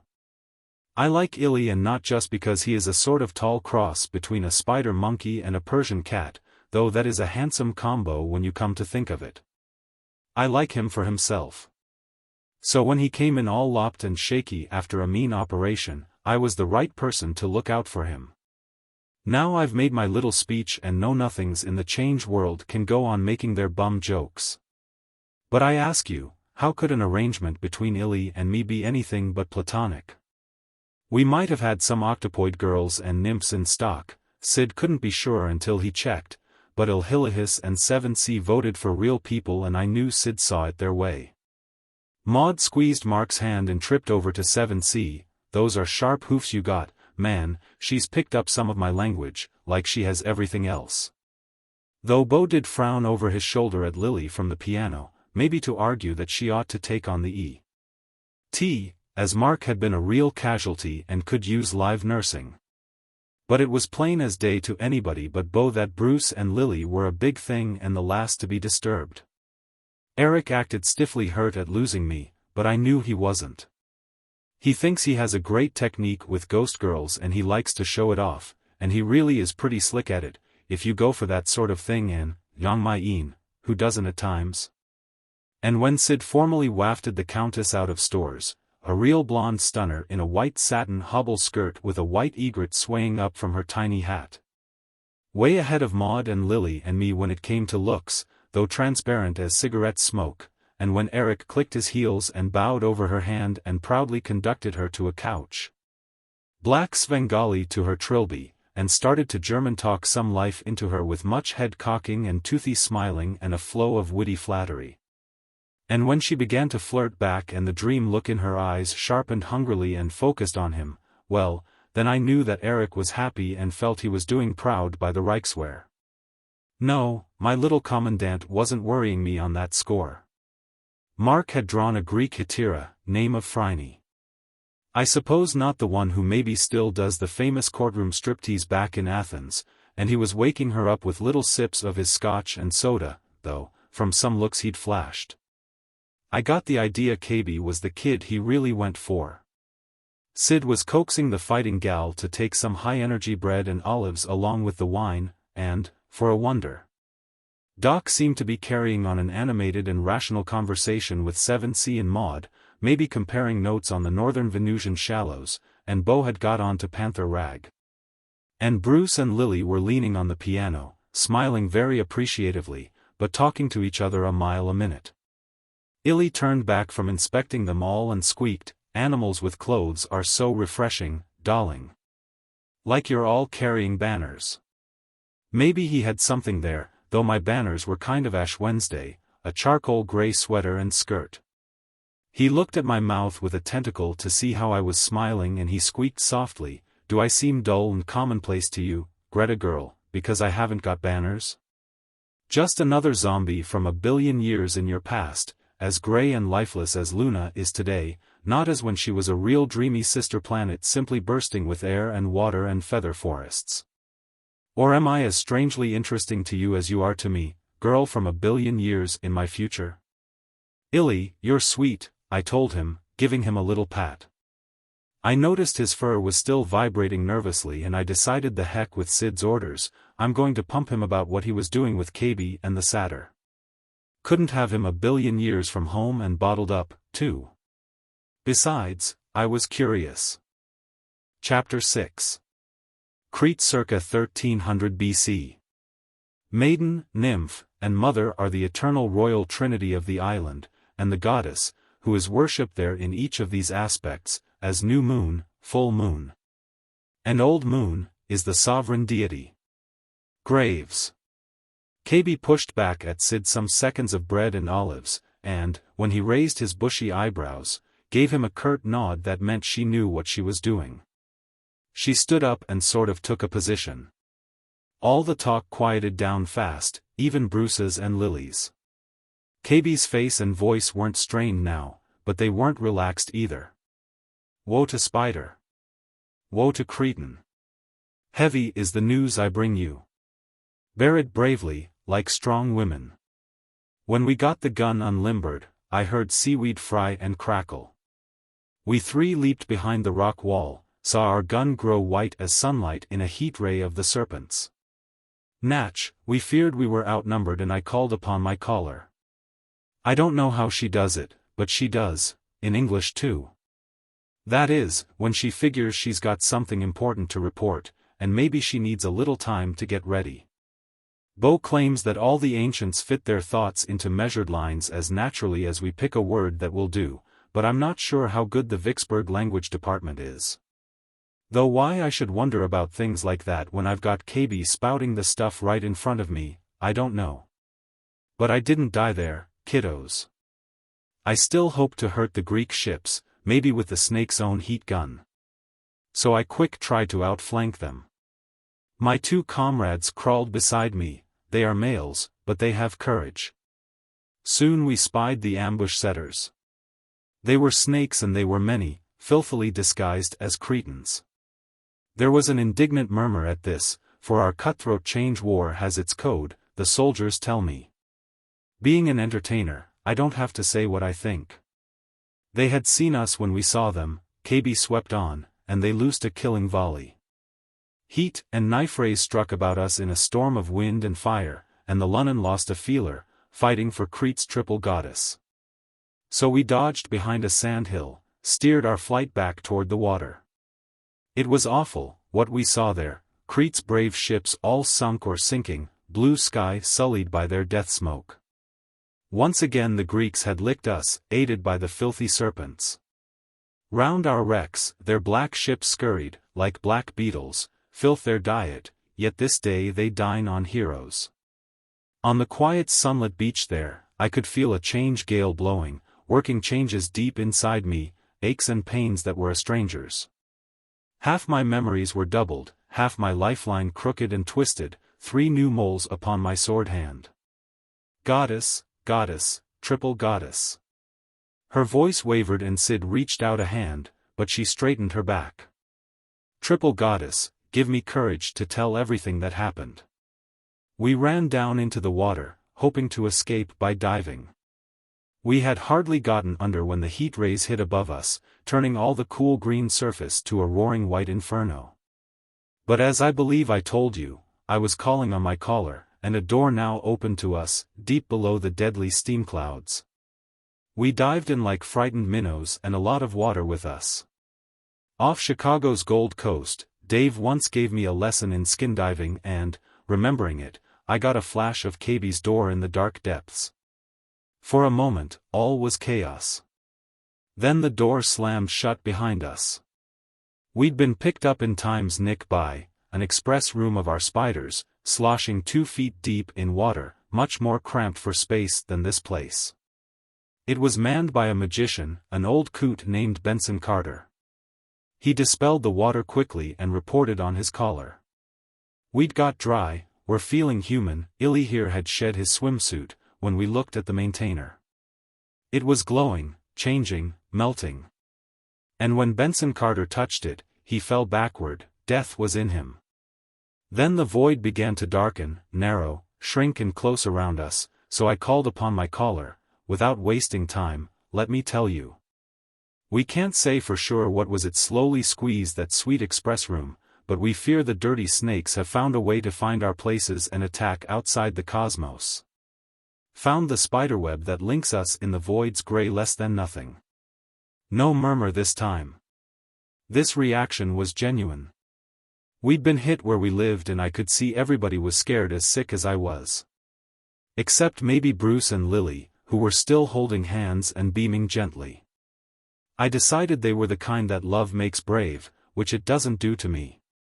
It just gives me 2 people to worry about. I can see you dig our feelings, KB continued. This thing scared the pants off of us. If we could have, we'd have even introverted the maintainer, broken all the ties that bind us, chanced it incommunicado. But the little old maintainer was a seething red-hot puddle filled with bubbles big as handballs. We sat tight and watched the void close. I kept calling on my caller. I squeezed my eyes shut, but that made it easier to see the 3 of them with the void shutting down on them. Was ours still behaving? Yes, BB Miriam. Poetry or no poetry, it got me. Benson Carter, lying dying, also thought the snakes had done it.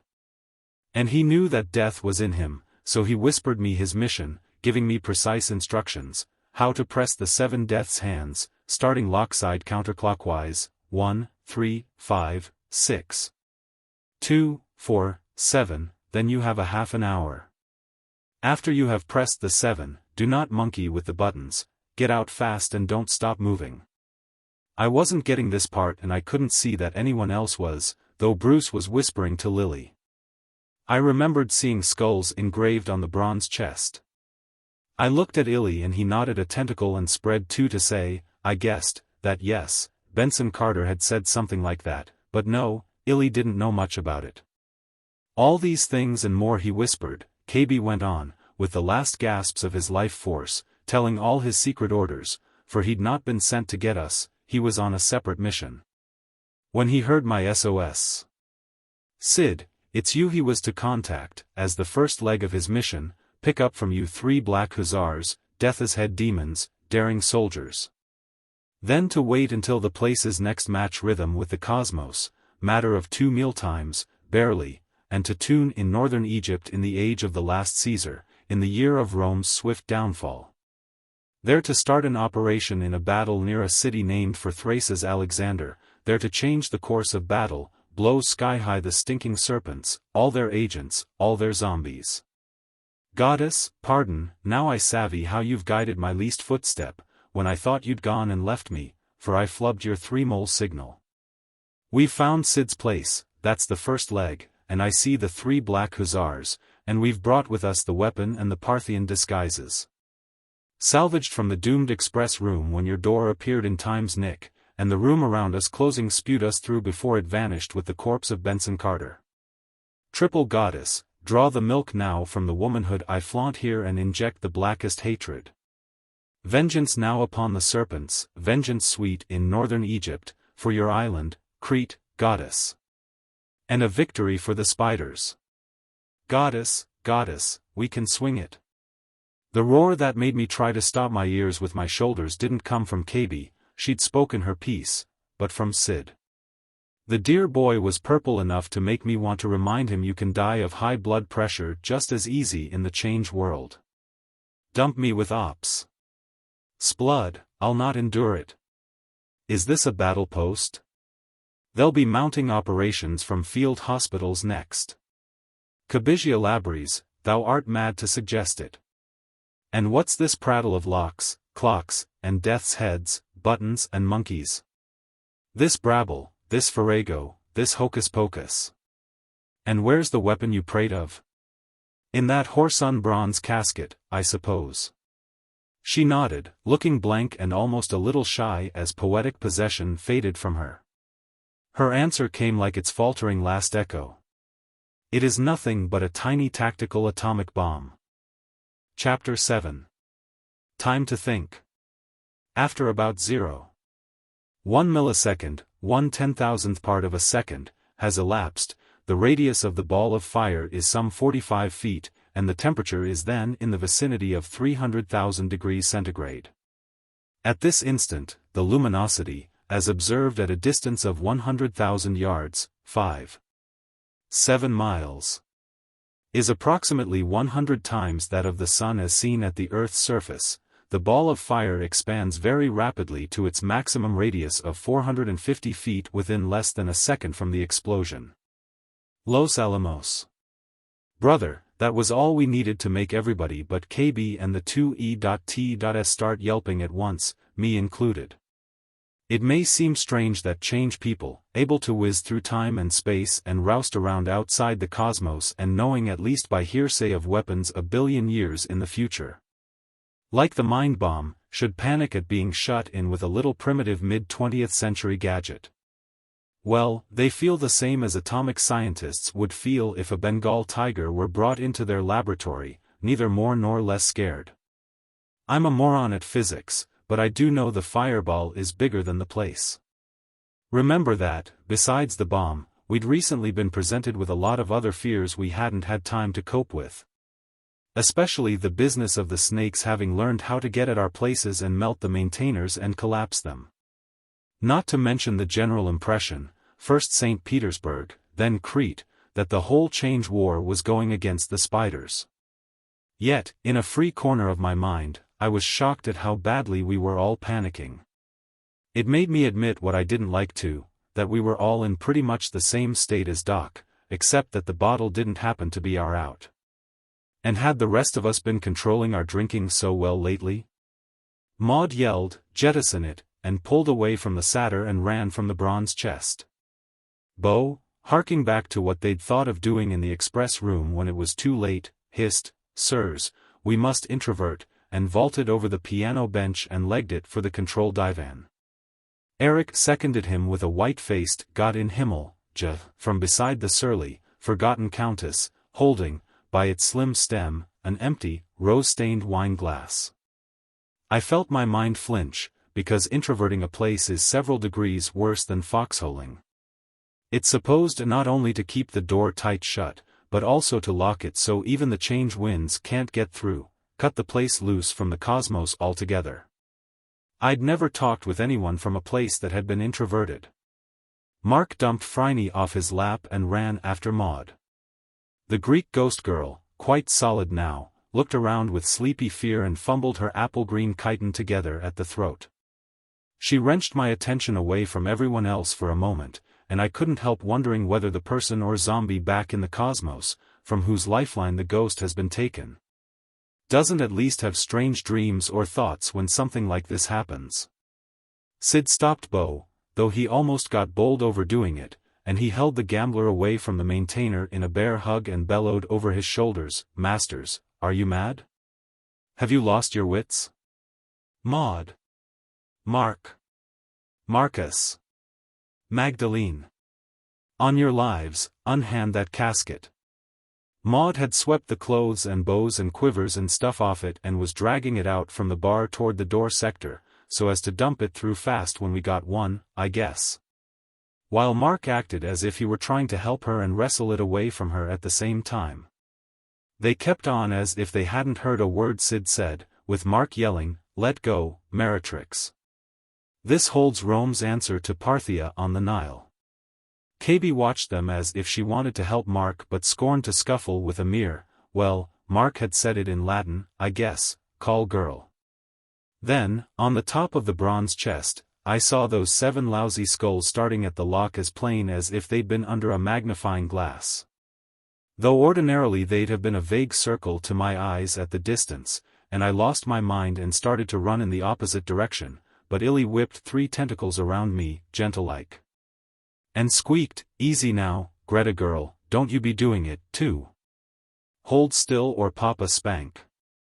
My, but you two-leggers can whirl about when you have a mind to. My stampede had carried his featherweight body a couple of yards, but it stopped me and I got my mind back, partly. "Unhand it, I say." Sid repeated without accomplishing anything, and he released Bo, though he kept a hand near the gambler's shoulder. Then my fat friend from Lynn Regis looked real distraught at the void and blustered at no one in particular, "Steth, think you I'd mutiny against my masters, desert the spiders? Go to ground like a spent fox and pull my hole in after me? A plague of such cowardice. Who suggests it? Introversion's no mere last-ditch device. Unless ordered, supervised and sanctioned, it means the end. And what if I'd introverted ere we got KB's call for succor, hey?" His warrior maid nodded with harsh approval and he noticed it and shook his free hand at her and scolded her, "Not that I say yet to your mad plan for that devil's casket, you half-clad lackwit. And yet to jettison. Oh, ye gods, he wiped his hand across his face, "grant me a minute in which I may think." Thinking time wasn't an item even on the strictly limited list at the moment, although 7C, squatting dourly on his hairy haunches where Maud had left him, threw in a deadpan, "That's tellin' them. Government." Then Doc at the bar stood up tall as Abe Lincoln in his top hat and shawl and 19th-century duds and raised an unwavering arm for silence and said something that sounded like, "Introversh, inversh. Glavsh," and then his enunciation switched to better than perfect as he continued, "I know to an absolute certainty what we must do." It showed me how rabbity we were that the place got quiet as a church while we all stopped whatever we were doing and waited breathless for a poor drunk to tell us how to save ourselves. He said something like, "Inversh, bosh," and held our eyes for a moment longer. Then the light went out of his and he slobbered out a "Nichivo," and slid an arm far along the bar for a bottle and started to pour it down his throat without stopping sliding. Before he completed his collapse to the floor, in the split second while our attention was still focused on the bar, Bruce vaulted up on top of it. So fast it was almost like he'd popped up from nowhere, though I'd seen him start from behind the piano. "I've a question. Has anyone here triggered that bomb?" he said in a voice that was very clear and just loud enough. "So it can't go off," he went on after just the right pause, his easy grin and brisk manner putting more heart into me all the time. "What's more, if it were to be triggered, we'd still have half an hour. I believe you said it had that long a fuse?" He stabbed a finger at KB. She nodded. "Right," he said. "It'd have to be that long for whoever plants it in the Parthian camp to get away. There's another safety margin." Second question. Is there a locksmith in the house? For all Bruce's easiness, he was watching us like a golden eagle and he caught Beau's and Maud's affirmatives before they had a chance to explain or hedge them and said, "That's very good. Under certain circumstances, you two'd be the ones to go to work on the chest. But before we consider that, there's question 3, is anyone here an atomics technician?" That one took a little conversation to straighten out, Illy having to explain that, yes. The early Lunans had atomic power, hadn't they blasted the life off their planet with it and made all those ghastly craters? But no, he wasn't a technician exactly, he was a thinger. I thought at first his squeakbox was lisping. What was a thinger? Well, a thinger was someone who manipulated things in a way that was truly impossible to describe, but no, you couldn't possibly thing atomics. The idea was quite ridiculous, so he couldn't be an atomics thinger. The term was worse than a contradiction, well, really.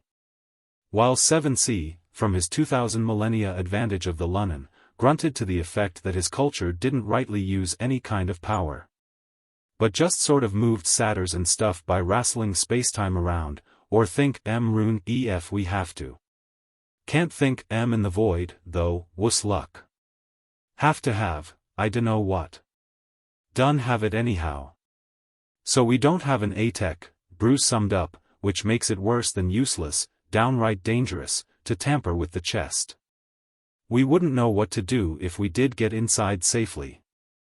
One more question. He directed it toward Sid. How long before we can jettison anything? Sid, looking a shade jealous, yet mostly grateful for the way Bruce had calmed his chickens, started to explain, but Bruce didn't seem to be taking any chance of losing his audience. And as soon as Sid got to the word rhythm, he pulled the answer away from him. In brief, not until we can effectively tune in on the cosmos again. Thank you, Master Lessingham. That's at least 5 hours, 2 mealtimes, as the Cretan officer put it, and he threw KB a quick soldierly smile.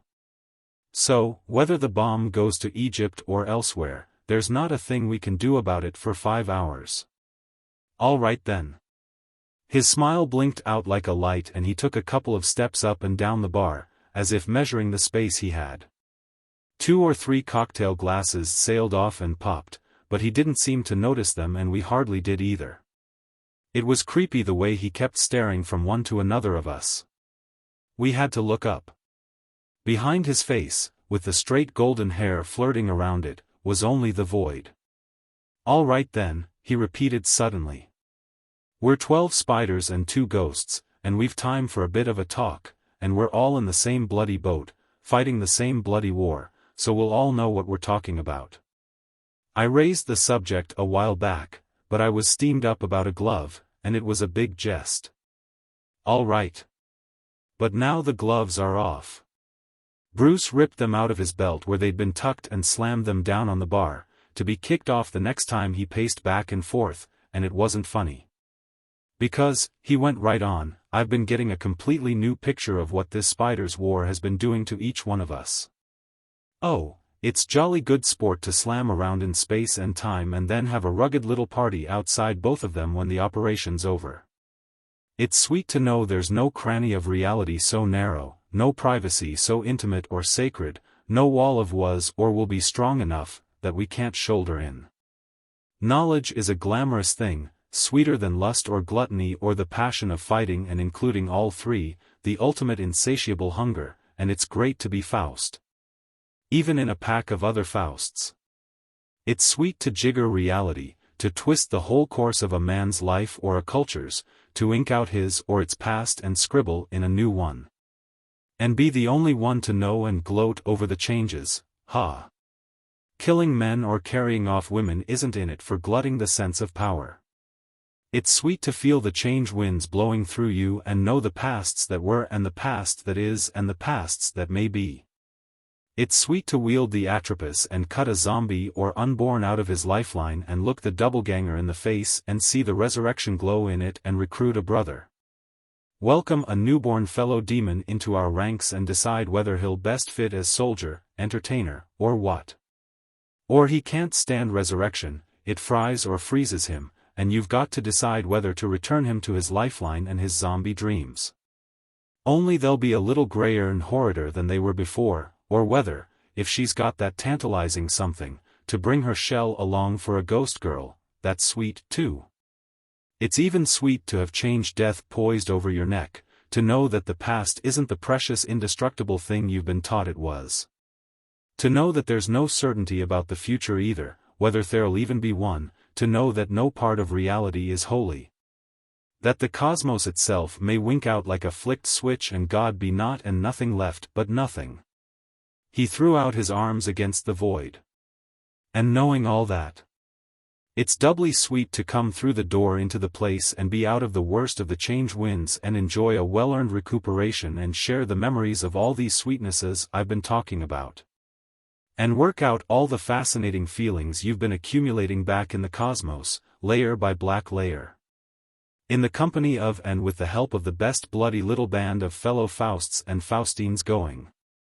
Oh, it's a sweet life, all right, but I'm asking you, and here his eyes stabbed us again, one by one, fast, I'm asking you what it's done to us. I've been getting a completely new picture, as I said, of what my life was and what it could have been if there'd been changes of the sort that even we demons can't make, and what my life is. I've been watching how we've all been responding to things just now. To the news of St. Petersburg and to what the Cretan officer told beautifully, only it wasn't beautiful what she had to tell, and mostly to that bloody box of bomb. And I'm simply asking each one of you, what's happened to you? He stopped his pacing and stuck his thumbs in his belt and seemed to be listening to the wheels turning in at least 11 other heads, only I stopped mine pretty quick. With Dave and Father and the Rape of Chicago coming up out of the dark on the turn and Mother and the Indiana Dunes and Jazz Limited just behind them. Followed by the unthinkable thing the Spider Doctor had flicked into existence when I flopped as a nurse, because I can't stand that to be done to my mind by anybody but myself. I stopped them by using the old infallible entertainer's gimmick, a fast survey of the most interesting topic there is, other people's troubles. Offhand, Bo looked as if he had most troubles, shamed by his boss and his girl given her heart to a soldier, he was hugging them to himself very quiet. I didn't stop for the two ETs. They're too hard to figure, or for Doc, nobody can tell whether a fallen down drunk's at the black or bright end of his cycle, you just know it's cycling.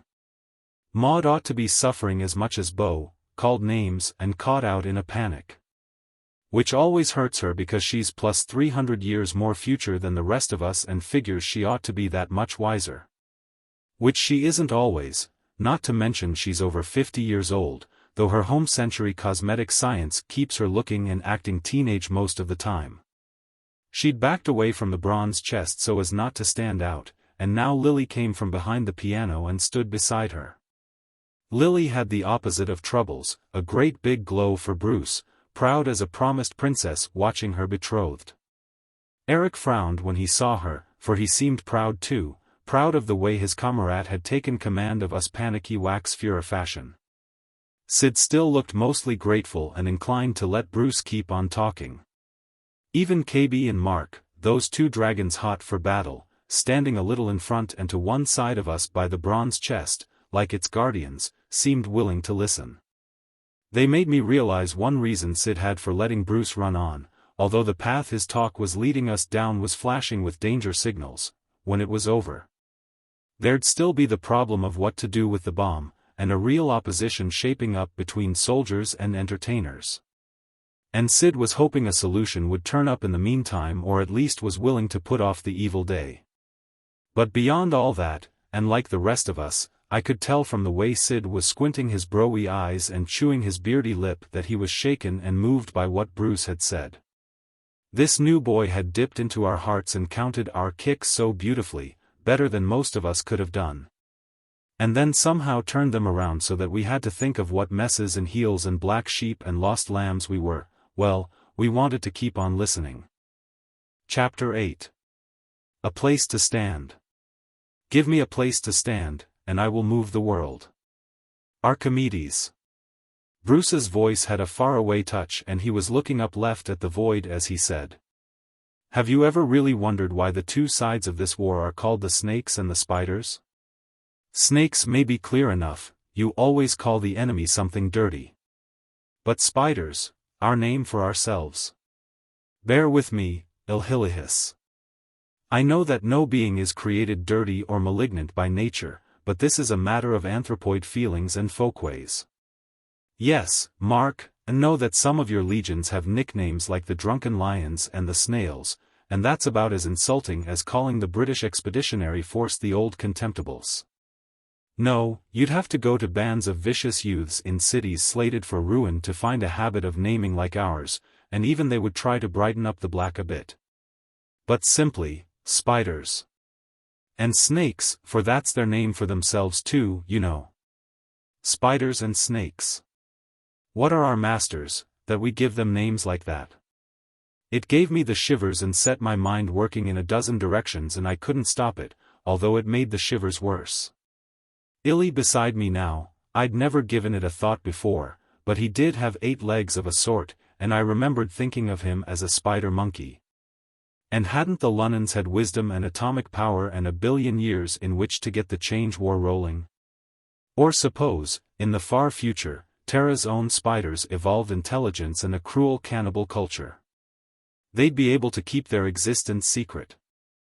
I had no idea of who or what would be on Earth in 7C's day.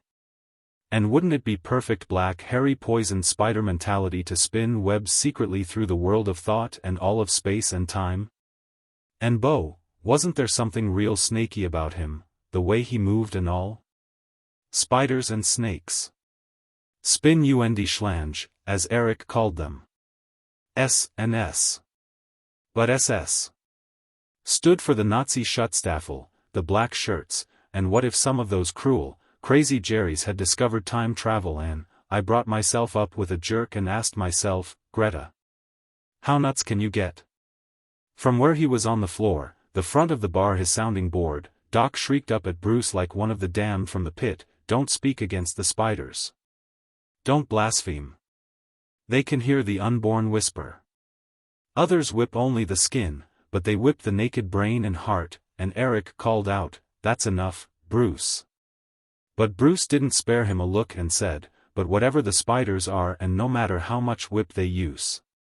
It's plain as the telltale on the maintainer that the change war is not only going against them, but getting away from them.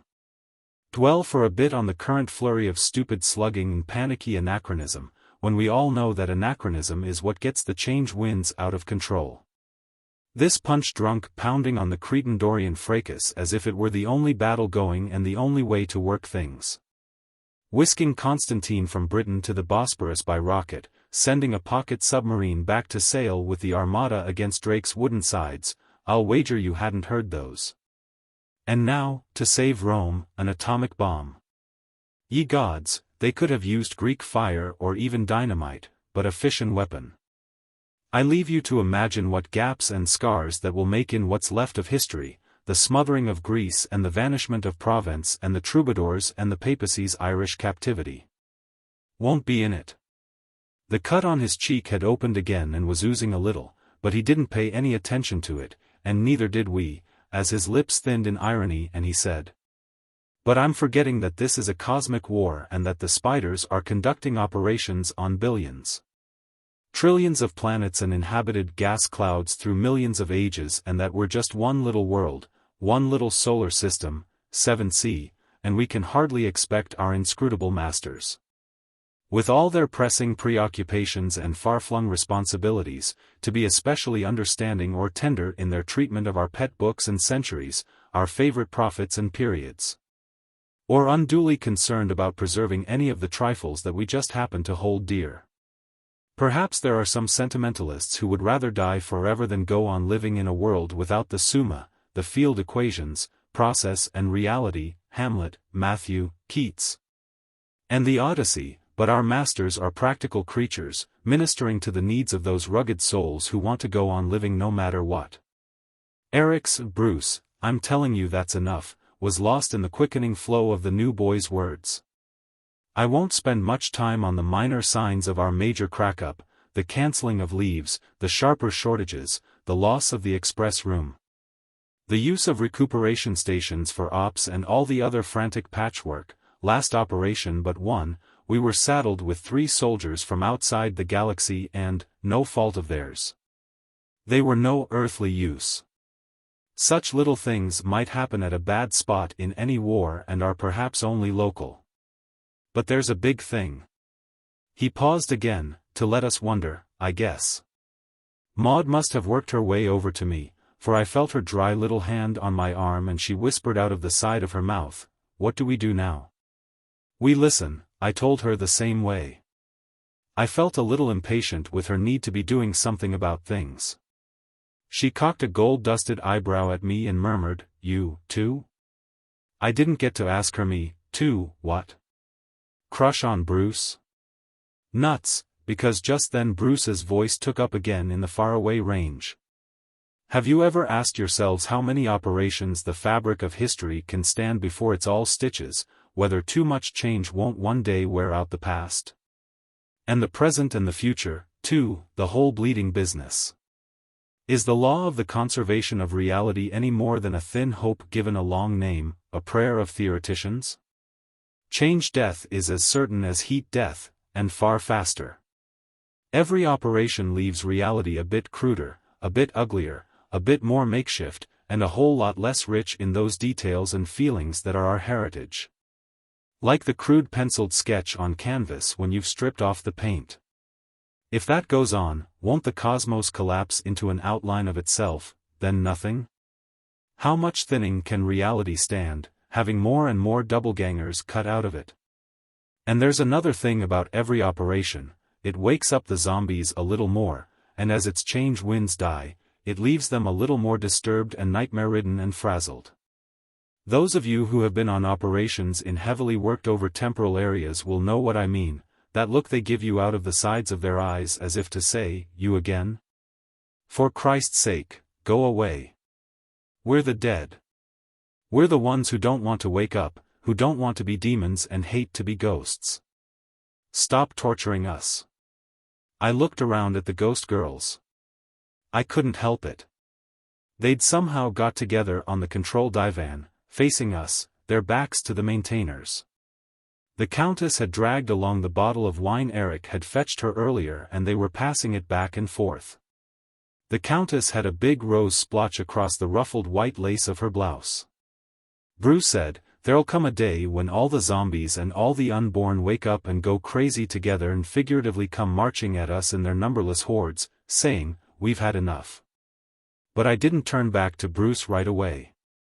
Phryne's chiton had slipped off one shoulder and she and the Countess were sitting sagged forward, elbows on knees, legs spread, at least. As far as the Countess's hobble skirt would let her, and swayed toward each other a little.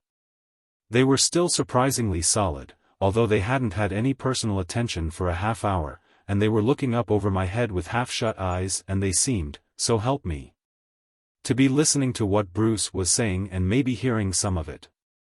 We make a careful distinction between zombies and unborn, between those troubled by our operations whose lifelines lie in the past and those whose lifelines lie in the future.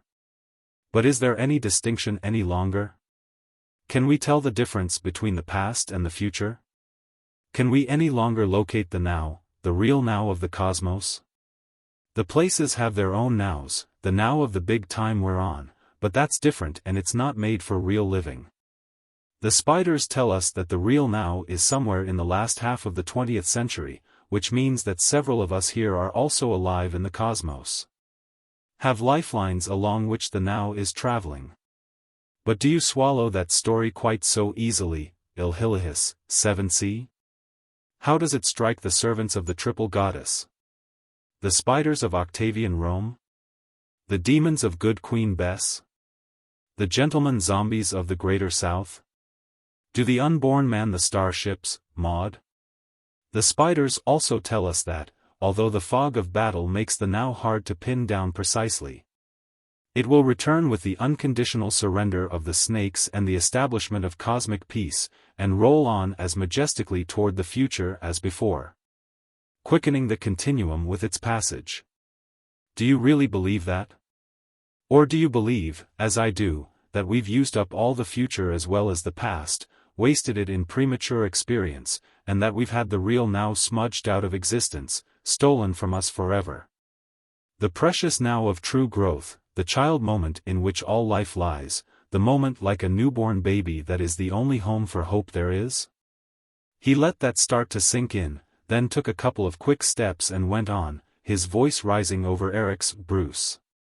For the last time, and seeming to pick up a note of hope from the very word he had used, but although things look terrifyingly black, there remains a chance, the slimmest chance. But still a chance, of saving the cosmos from change, death, and restoring reality's richness and giving the ghosts good sleep and perhaps even regaining the real now. We have the means right at hand. What if the power of time traveling were used not for war and destruction, but for healing, for the mutual enrichment of the ages, for quiet communication and growth, in brief, to bring a peace message? But my little commandant is quite an actor himself and knows a wee bit about the principles of scene stealing. And he was not going to let Bruce drown him out as if he were just another extra playing a voice from the mob. He darted across our front, between us and the bar, took a running leap, and landed bang on the bloody box of bomb. A bit later, Maud was silently showing me the white ring above her elbow where I'd grabbed her, and Illy was teasing a clutch of his tentacles out of my other hand and squeaking reproachfully, "Greta girl, don't ever do that." Eric was standing on the chest and I noticed that his boots carefully straddled the circle of skulls. And I should have known anyway, you could hardly push them in the right order by jumping on them, and he was pointing at Bruce and saying, "And that means mutiny, my young sir." Gots willin', Bruce, listen to me and step down before you say anything worse. I'm older than you, Bruce. Mark's older. Trust in your kameraden. Guide yourself by their knowledge. He had got my attention, but I had much rather have him black my eye. You older than me? Bruce was grinning. When your 12 years' advantage was spent in soaking up the wisdom of a race of sadistic dreamers gone paranoid, in a world whose thought stream had already been muddied by one total war? Mark older than me? When all his ideas and loyalties are those of a wolf pack of unimaginative sluggers 2,000 years younger than I am? Either of you older because you have more of the killing cynicism that is all the wisdom the change world ever gives you? Don't make me laugh. I'm an Englishman, and I come from an epoch when total war was still a desecration and the flowers and buds of thoughts not yet whacked off or blighted. I'm a poet, and poets are wiser than anyone because they're the only people who have the guts to think and feel at the same time. Right, Sid? When I talk to all of you about a peace message, I want you to think about it concretely in terms of using the places to bring help across the mountains of time when help is really needed. Not to bring help that's undeserved or knowledge that's premature or contaminating, sometimes not to bring anything at all. But just to check with infinite tenderness and concern that everything's safe and the glories of the universe unfolding as they were intended to. Yes, you are a poet, Bruce, Eric broke in. You can tootle soulfully on the flute and make us drip tears. You can let out the stops on the big organ pipes and make us tremble as if at Jehovah's footsteps. For the last 20 minutes, you have been giving us some very charmanty poetry. But what are you? An entertainer? Or are you a soldier? Right then, I don't know what it was, maybe Sid clearing his throat, I could sense our feelings beginning to turn against Bruce. I got the strangest feeling of reality clamping down and bright colors going dull and dreams vanishing. Yet it was only then I also realized how much Bruce had moved us, maybe some of us to the verge of mutiny, even. I was mad at Eric for what he was doing, but I couldn't help admiring his cockiness. I was still under the spell of Bruce's words and the more than words behind them. But then Eric would shift around a bit and one of his heels would kick near the Death's Head push buttons, and I wanted to stamp with spike heels on every Death's Head button on his uniform. I didn't know exactly what I felt yet. Yes, I'm a soldier, Bruce told him, and I hope you won't ever have to worry about my courage, because it's going to take more courage than any operation we've ever planned, ever dreamed of. To carry the peace message to the other places and to the wound spots of the cosmos. Perhaps it will be a fast wicket and we'll be bowled down before we score a single run, but who cares? We may at least see our real masters when they come to smash us, and for me that will be a deep satisfaction. And we may do some smashing of our own. So you're a soldier, Eric said, his smile showing his teeth. Bruce, I'll admit that the half-dozen operations you've been on were rougher than anything I drew in my first 100 sleeps. For that, I am all honest sympathy. But that you should let them get you into such a state that love and a girl can turn you upside down and start you babbling about peace messages. Yes, by God, love and a girl have changed me. Bruce shouted at him, and I looked around at Lily and I remembered Dave saying, I'm going to Spain, and I wondered if anything would ever again make my face flame like that. Or, rather, they've made me stand up for what I've believed in all along. They've made me. Wunderbar, Eric called and began to do a little sissy dance on the bomb that set my teeth on edge. He bent his wrists and elbows at arty angles and stuck out a hip and ducked his head simperingly and blinked his eyes very fast. Will you invite me to the wedding, Bruce? You'll have to get another best man, but I will be the flower girl and throw pretty little posies to all the distinguished guests. Here, Mark. Catch, KB. One for you, Greta. Danke Sean. ACH, zwei Herzen in Drevie Erdeltakt, ta-ta, ta-ta, ta-ta-ta-ta-ta. What the hell do you think a woman is? Bruce raged. Something to mess around with in your spare time? Eric kept on humming Two Hearts in Waltz Time, and jigging around to it, damn him, but he slipped in a nod to Bruce and a precisely. So I knew where I stood, but it was no news to me. Very well, Bruce said, let's leave this brown shirt maricon to amuse himself and get down to business. I made all of you a proposal and I don't have to tell you how serious it is or how serious Lily and I are about it. We not only must infiltrate and subvert other places, which luckily for us are made for infiltration. We also must make contact with the snakes and establish working relationships with their demons at our level as one of our first steps. That stopped Eric's jig and got enough of a gasp from some of us to make it seem to come from practically everybody. Eric used it to work a change of pace. Bruce. We've let you carry this foolery further than we should. You seem to have the idea that because anything goes in the place, dueling, drunkenness, und so weiter, you can say what you have and it will all be forgotten with the hangover. Not so.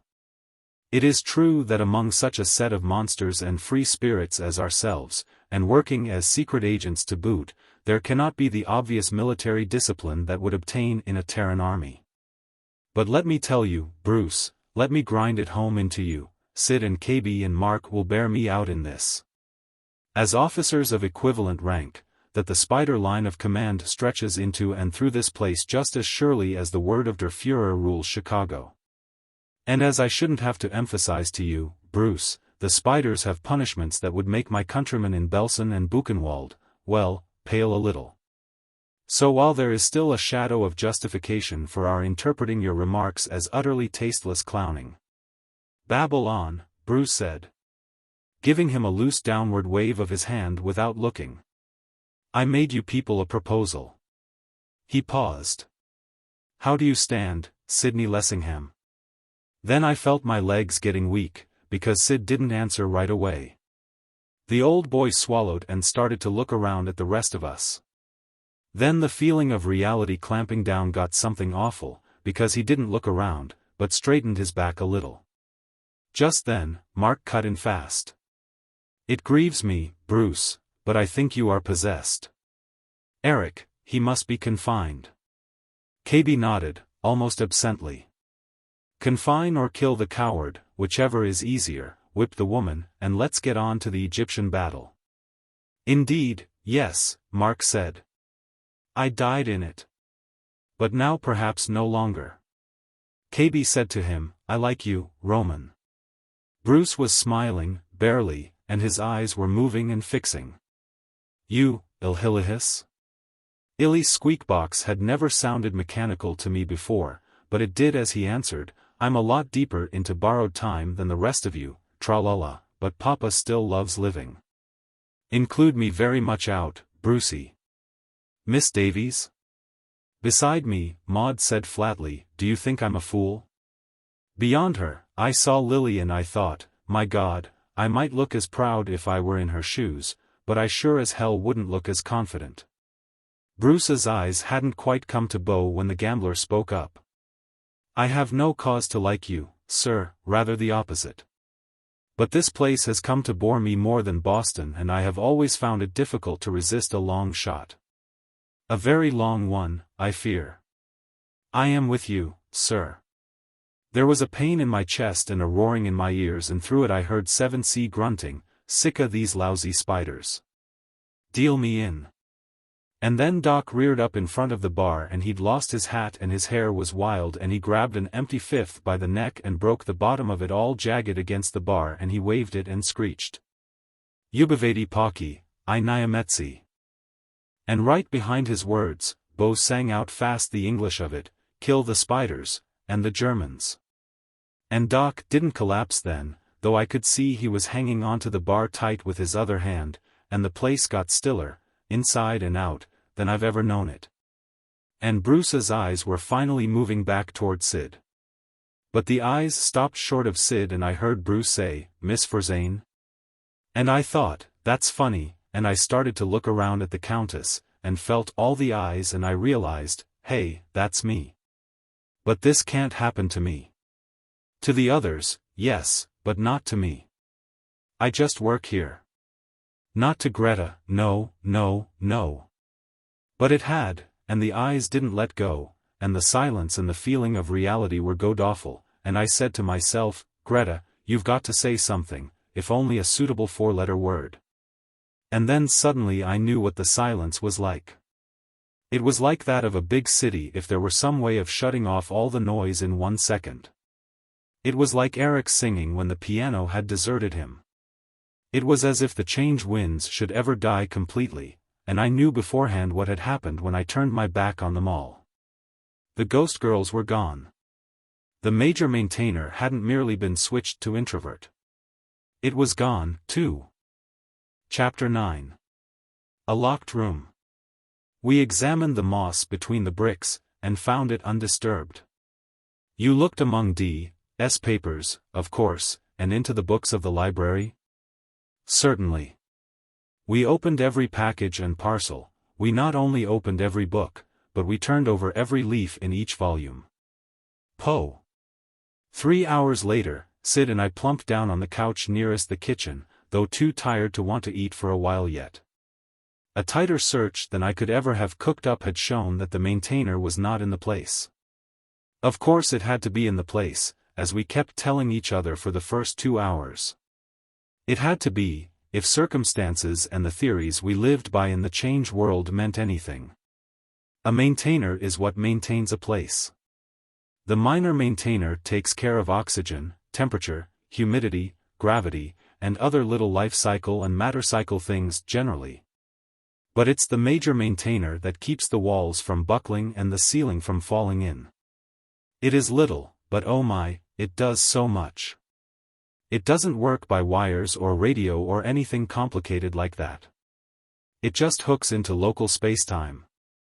I have been told that its inside working part is made up of vastly tough, vastly hard giant molecules, each one of which is practically a vest-pocket cosmos in itself.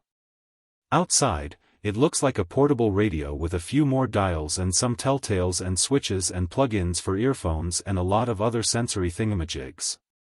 But the maintainer was gone and the void hadn't closed in, yet. By this time, I was so faggied, I didn't care much whether it did or not.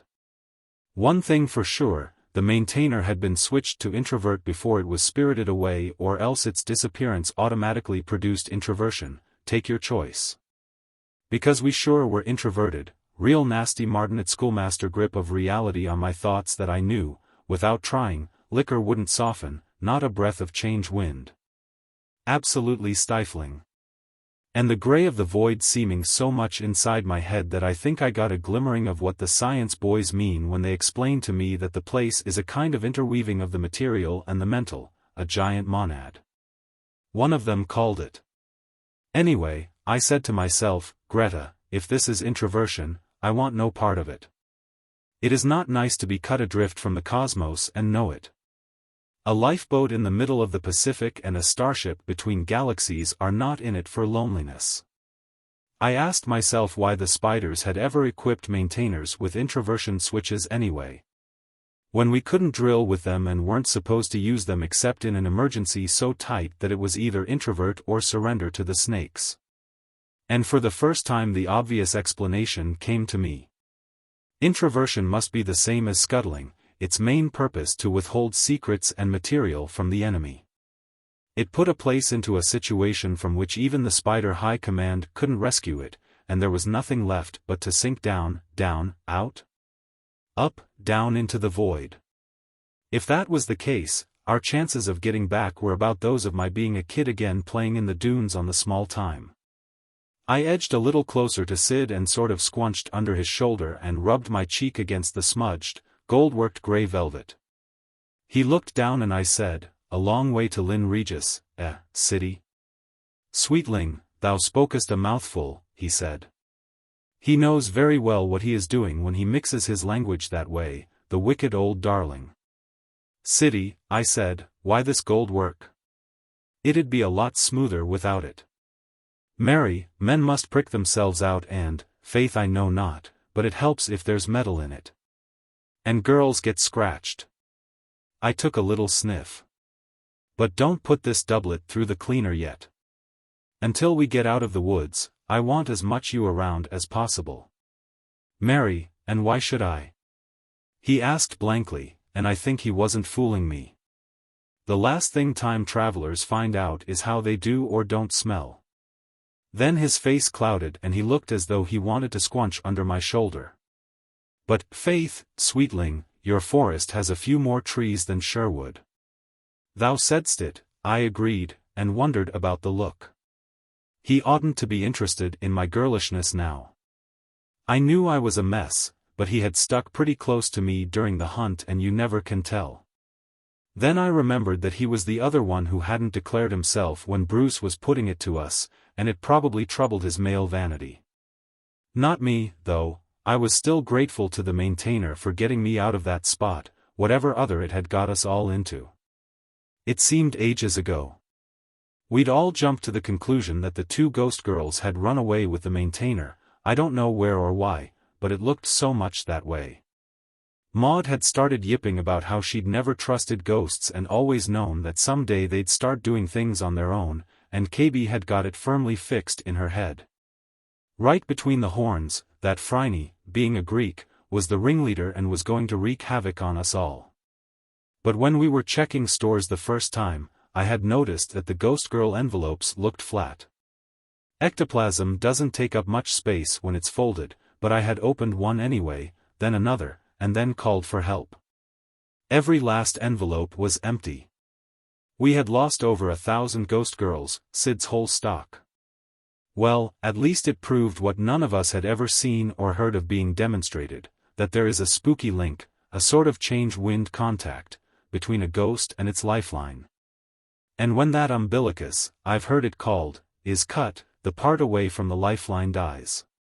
Interesting, but what had bothered me was whether we demons were going to evaporate too, because we are as much doublegangers as the ghosts and our apron strings had been cut just as surely.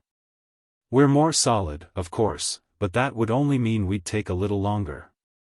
Very logical. I remember I had looked up at Lily and Maud, us girls had been checking the envelopes. It's one of the proprieties we frequently maintain, and anyway, if men check them, they're apt to trot out that old wheeze about instant women, which I'm sick to death of hearing, thank you. Anyway, I had looked up and said, "It's been nice knowing you," and Lily had said, 23, skid-do, and Maud had said, "Here goes nothing," and we had shook hands all around.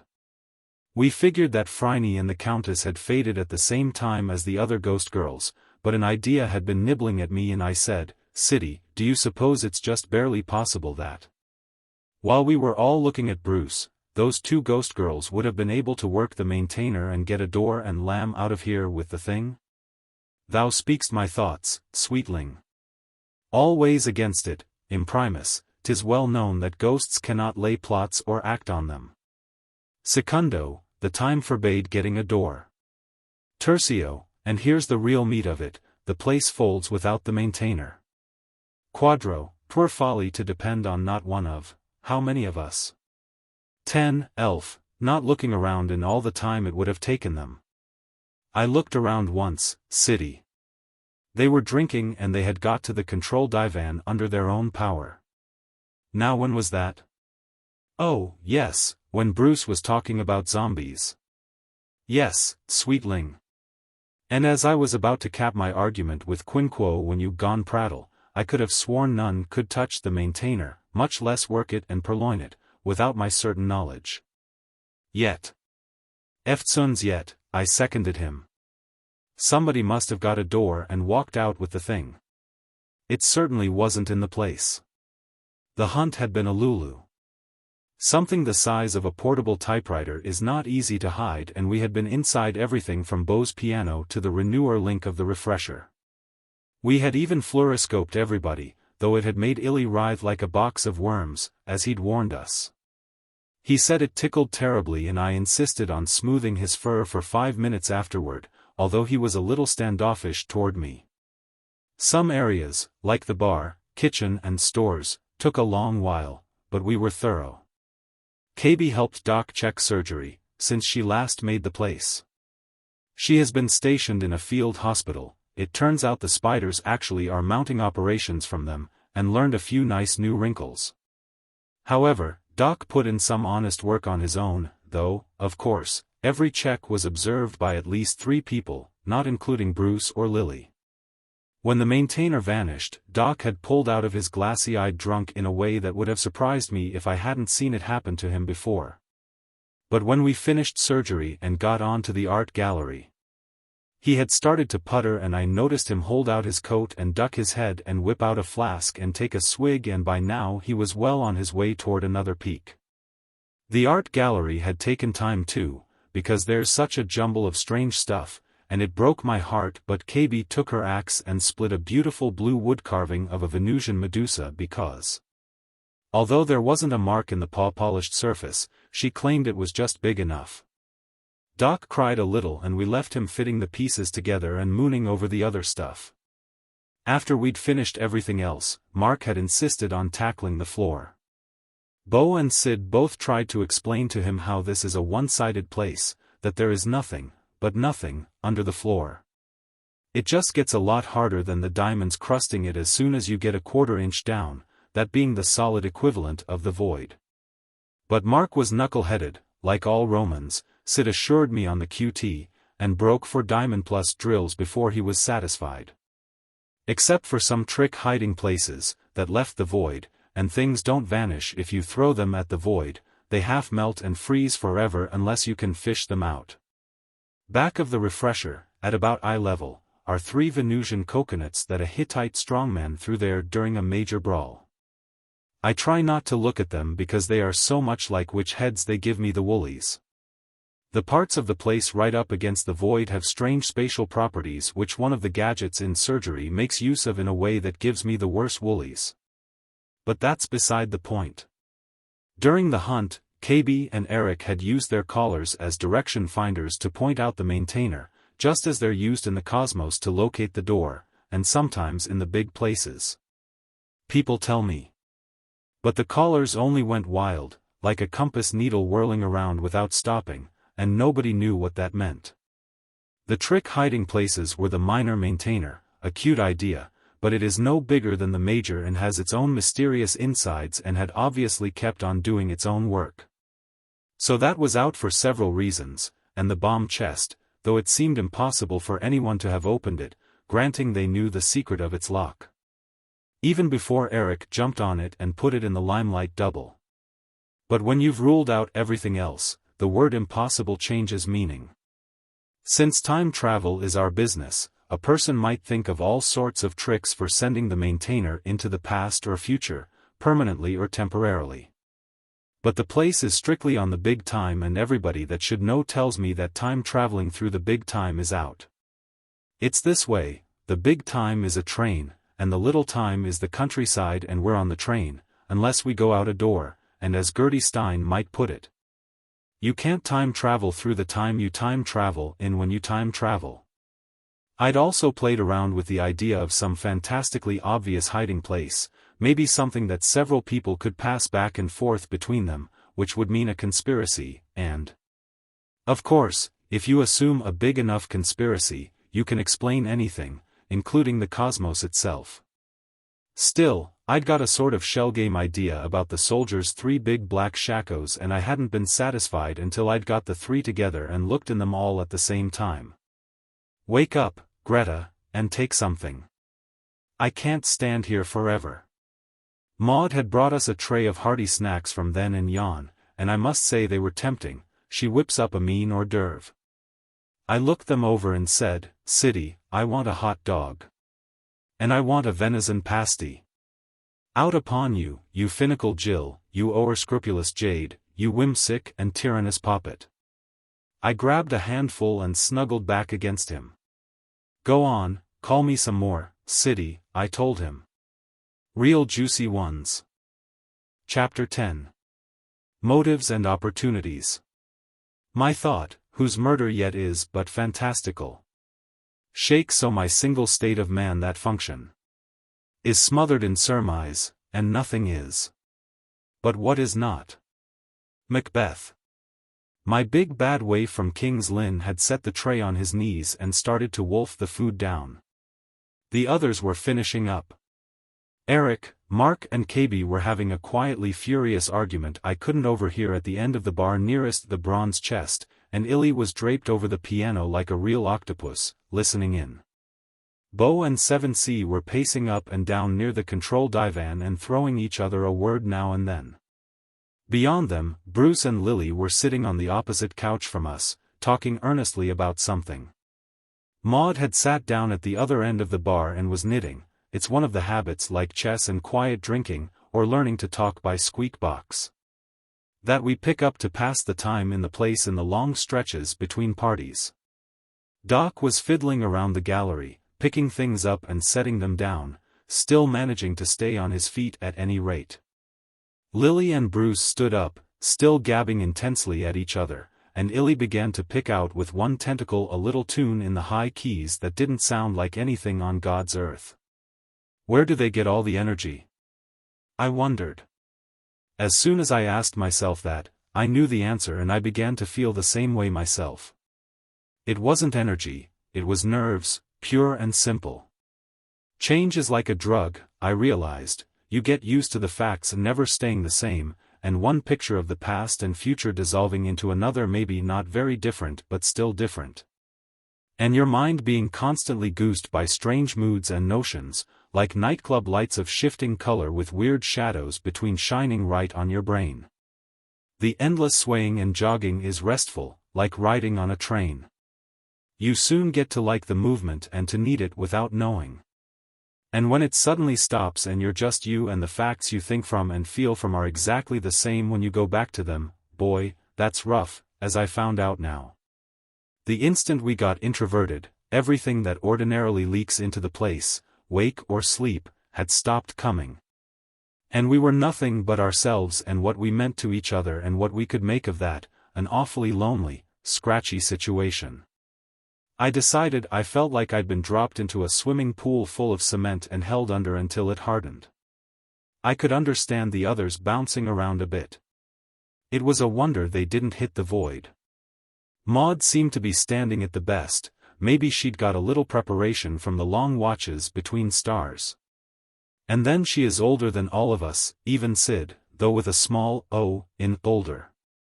The restless work of the search for the maintainer had masked the feeling, but now it was beginning to come full force. Before the search, Bruce's speech and Eric's interruptions had done a passable masking job too. I tried to remember when I'd first got the feeling and decided it was after Eric had jumped on the bomb, about the time he mentioned poetry. Though I couldn't be sure. Maybe the maintainer had been introverted even earlier, when I'd turned to look at the Ghostgirls. I wouldn't have known. Nuts. Believe me, I could feel that hardened cement on every inch of me. I remembered Bruce's beautiful picture of a universe without big change and decided it was about the worst idea going. I went on eating, though I wasn't so sure now it was a good idea to keep myself strong. Does the maintainer have an introversion telltale? Siddy. Steth, chit, and you love me, speak lower. Of a sudden, I feel not well, as if I'd drunk a butt of Rhenish and slept inside it. Mary yes, blue. In short flashes, saith the manual. Why ask'st thou? No reason. God, city, what I'd give for a breath of change wind. Thou canst say that eftsoons, he groaned. I must have looked pretty miserable myself, for he put his arm around my shoulders and whispered gruffly, Comfort thyself, sweetling, that while we suffer thus sorely, we yet cannot die the change death. What's that? I asked him. I didn't want to bounce around like the others. I had a suspicion I'd carry it too far. So, to keep myself from going batty, I started to rework the business of who had done what to the maintainer. During the hunt, there had been some pretty wild suggestions tossed around as to its disappearance or at least its introversion, a feat of snake science amounting to sorcery. The Spider High Command bunkering the places from above, perhaps in reaction to the loss of the express room, in such a hurry that they hadn't even time to transmit warnings. The hand of the late cosmicians. Those mysterious hypothetical beings who are supposed to have successfully resisted the extension of the Change War into the future much beyond Seven Seas epoch, unless the late cosmicians are the ones fighting the Change War. One thing these suggestions had steered very clear of was naming any one of us as a suspect, whether acting as snake spy, spider political police, agent of, who knows, after Bruce. A secret Change World Committee of Public Safety or Spider Revolutionary Underground, or strictly on our own. Just as no one had piped a word, since the maintainer had been palmed, about the split between Eric's and Bruce's factions. Good group thinking probably, to sink differences in the emergency, but that didn't apply to what I did with my own thoughts. Who wanted to escape so bad they'd introvert the place? Cutting off all possible contact and communication either way with the cosmos and running the very big risk of not getting back to the cosmos at all? Leaving out what had happened since Bruce had arrived and stirred things up, Doc seemed to me to have the strongest motive. He knew that Sid couldn't keep covering up for him forever and that spider punishments for derelictions of duty are not just the clink of a firing squad, as Eric had reminded us. But Doc had been flat on the floor in front of the bar from the time Bruce had jumped on top of it, though I certainly hadn't had my eye on him every second. Bo? Bo had said he was bored with the place at a time when what he said counted, so he'd hardly lock himself in it maybe forever. Not to mention locking Bruce in with himself and the babe he had a yen for.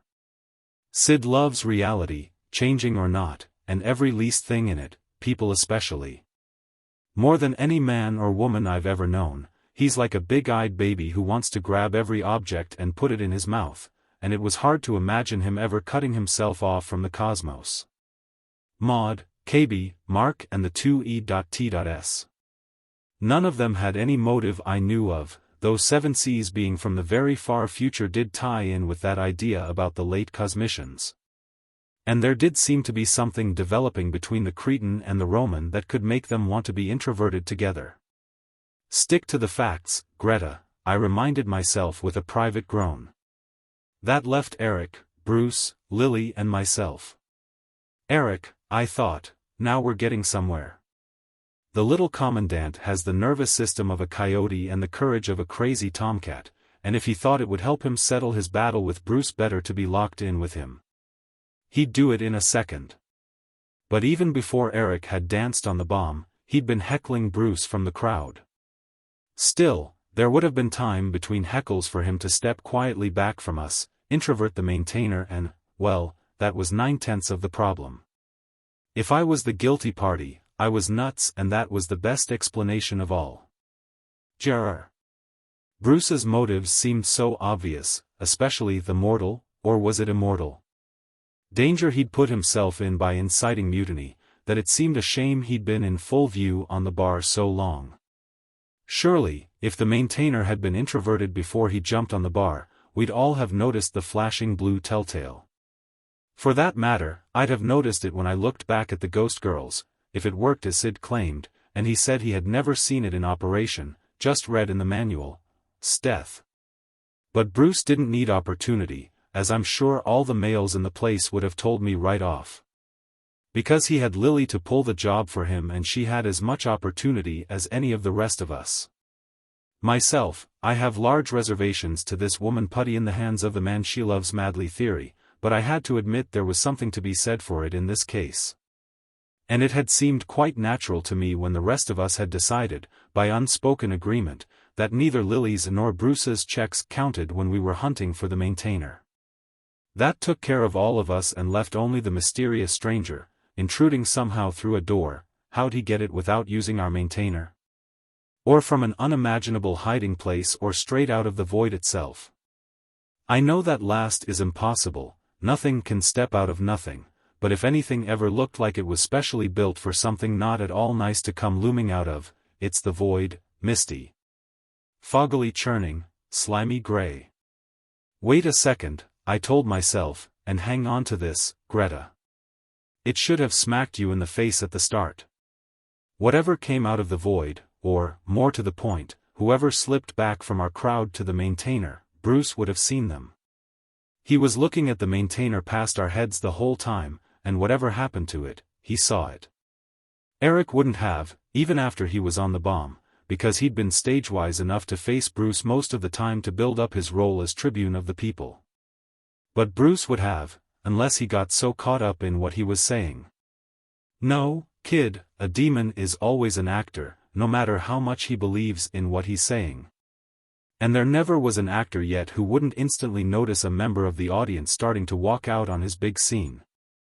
So Bruce knew, which made him a better actor than I'd have been willing to grant, since it didn't look as if anyone else had thought of what had just occurred to me.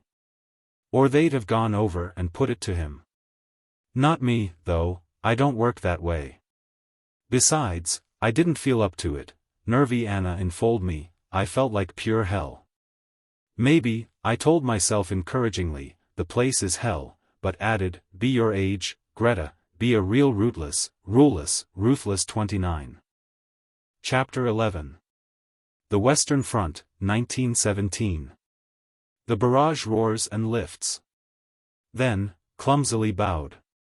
With bombs and guns and shovels and battle gear. Men jostle and climb to meet the bristling fire. Lines of gray, muttering faces, masked with fear. They leave their trenches, going over the top. While time ticks blank and busy on their wrists. Sassoon. Please don't, Lily. I shall, my love. Sweetling, wake up. Hast the shakes? I opened my eyes a little and lied to City with a smile and locked my hands together tight and watched Bruce and Lily quarrel nobly near the control divan and wished I had a great love to blur my misery and provide me with a passable substitute for change winds. Lily won the argument, judging from the way she threw her head back and stepped away from Bruce's arms while giving him a proud, tender smile. He walked off a few steps. Praise be, he didn't shrug his shoulders at us like an old husband, though his nerves were showing and he didn't seem to be standing introversion well at all, as who of us were? Lily rested a hand on the head of the control divan and pressed her lips together and looked around at us, mostly with her eyes. She'd wound a gray silk bandeau around her bangs. Her short gray silk dress without a waistline made her look, not so much like a flapper, though she looked like that all right, as like a little girl. Except the neckline was scooped low enough to show she wasn't. Her gaze hesitated and then stopped at me and I got a sunk feeling of what was coming, because women are always picking on me for an audience.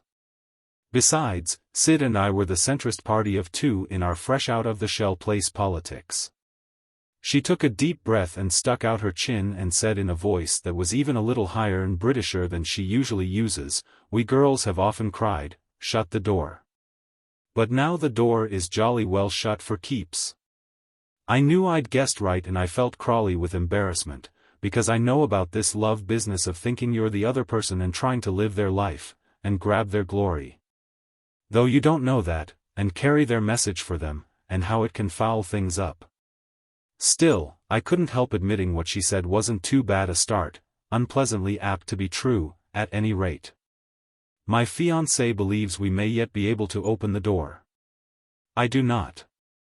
He thinks it is a bit premature to discuss the peculiar pickle in which we all find ourselves. I do not. There was a rasp of laughter from the bar. The militarists were reacting. Eric stepped out, looking very happy. So now we have to listen to women making speeches, he called. What is this place, anyhow? Sidney Lessingham's Saturday evening sewing circle? Beau and 7C, who'd stopped their pacing halfway between the bar and the control divan, turned toward Eric, and 7C looked a little bullier, a little more like half a horse. Then satyrs in mythology book illustrations. He stamped, medium hard, I'd say, and said, "Ah, go fly a kite." I'd found out he'd learned English from a demon who'd been a longshoreman with syndicalist anarchist sympathies. Eric shut up for a moment and stood there grinning, his hands on his hips. Lily nodded to the satyr and cleared her throat, looking scared. But she didn't speak. I could see she was thinking and feeling something, and her face got ugly and haggard, as if she were in a change wind that hadn't reached me yet, and her mouth went into a snarl to fight tears. But some spurted out, and when she did speak her voice was an octave lower, and it wasn't just London talking but New York too. I don't know how resurrection felt to you people, because I'm new and I loathe asking questions, but to me it was pure torture and I wished only I'd had the courage to tell Suzaku. I wish to remain a zombie, if you don't mind. I'd rather the nightmares. But I accepted resurrection because I've been taught to be polite and because there is the demon in me I don't understand that always wishes to live, and I found that I still felt like a zombie. Although I could flit about, and that I still had the nightmares, except they'd grown a deal vivider. I was a young girl again, 17, and I suppose every woman wishes to be 17. But I wasn't 17 inside my head. I was a woman who had died of Bright's disease in New York in 1929 and also, because a big change blew my lifeline into a new drift. A woman who had died of the same disease in Nazi-occupied London in 1955, but rather more slowly because, as you can fancy, the liquor was in far shorter supply. I had to live with both those sets of memories and the change world didn't blot them out any more than I'm told it does those of any demon. And it didn't even push them into the background as I'd hoped it would. When some change fellow would say to me, "Hello, beautiful, how about a smile?" Or, "That's a posh frock, kiddo," I'd be back at Bellevue looking down at my swollen figure and the light getting like spokes of ice. Or in that dreadful gin-steeped Stepney bedroom with Phyllis coughing herself to death beside me, or at best, for a moment.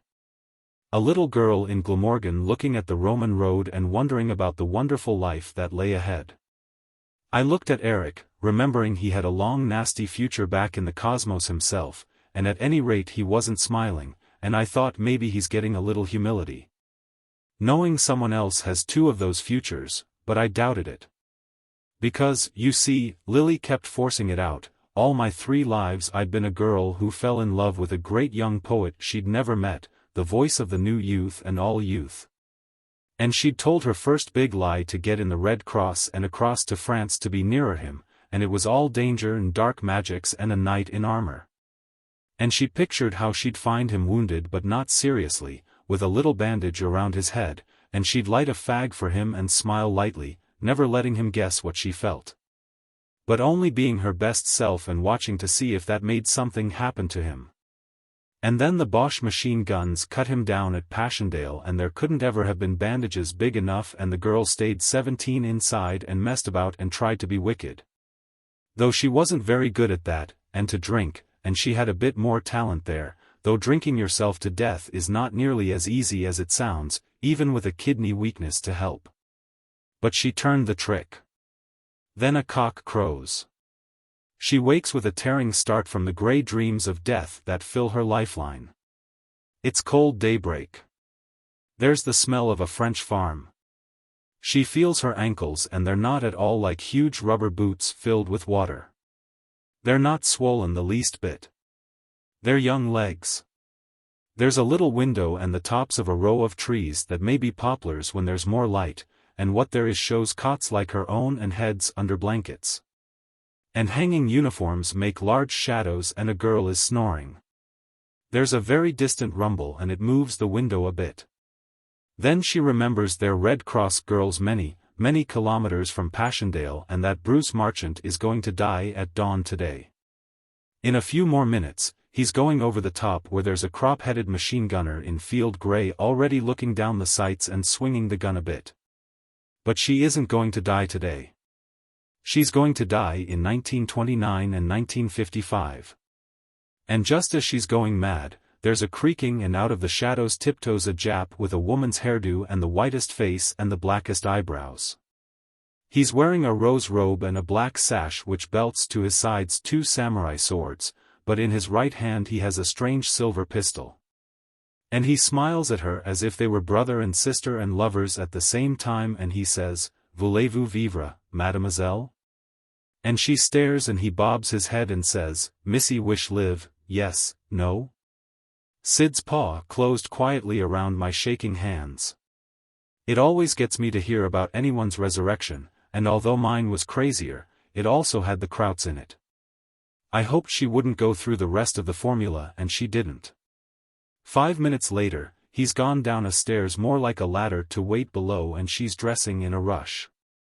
Her clothes resist a little, as if they were lightly gummed to the hook and the stained wall, and she hates to touch them. It's getting lighter and her cot looks as if someone were still sleeping there, although it's empty, and she couldn't bring herself to put her hand on the place if her new life depended on it.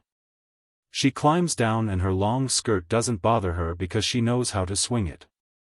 Suzaku conducts her past a sentry who doesn't see them and a puffy-faced farmer in a smock coughing and spitting the night out of his throat.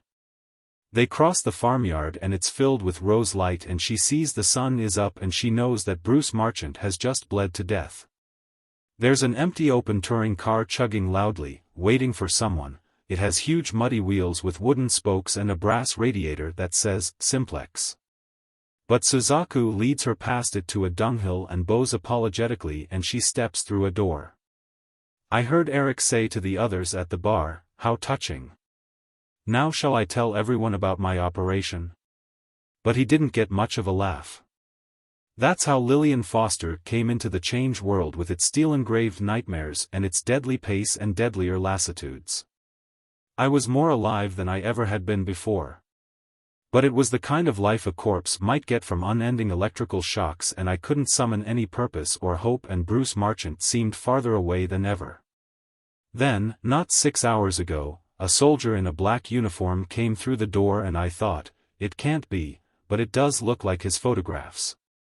And then I thought I heard someone say the name Bruce, and then he shouted as if to all the world that he was Bruce Marchant, and I knew there was a resurrection beyond resurrection.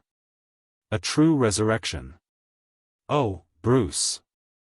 She looked at him and he was crying and smiling and all the young beauty flooded back into her face, and I thought, it has to be change winds, but it can't be.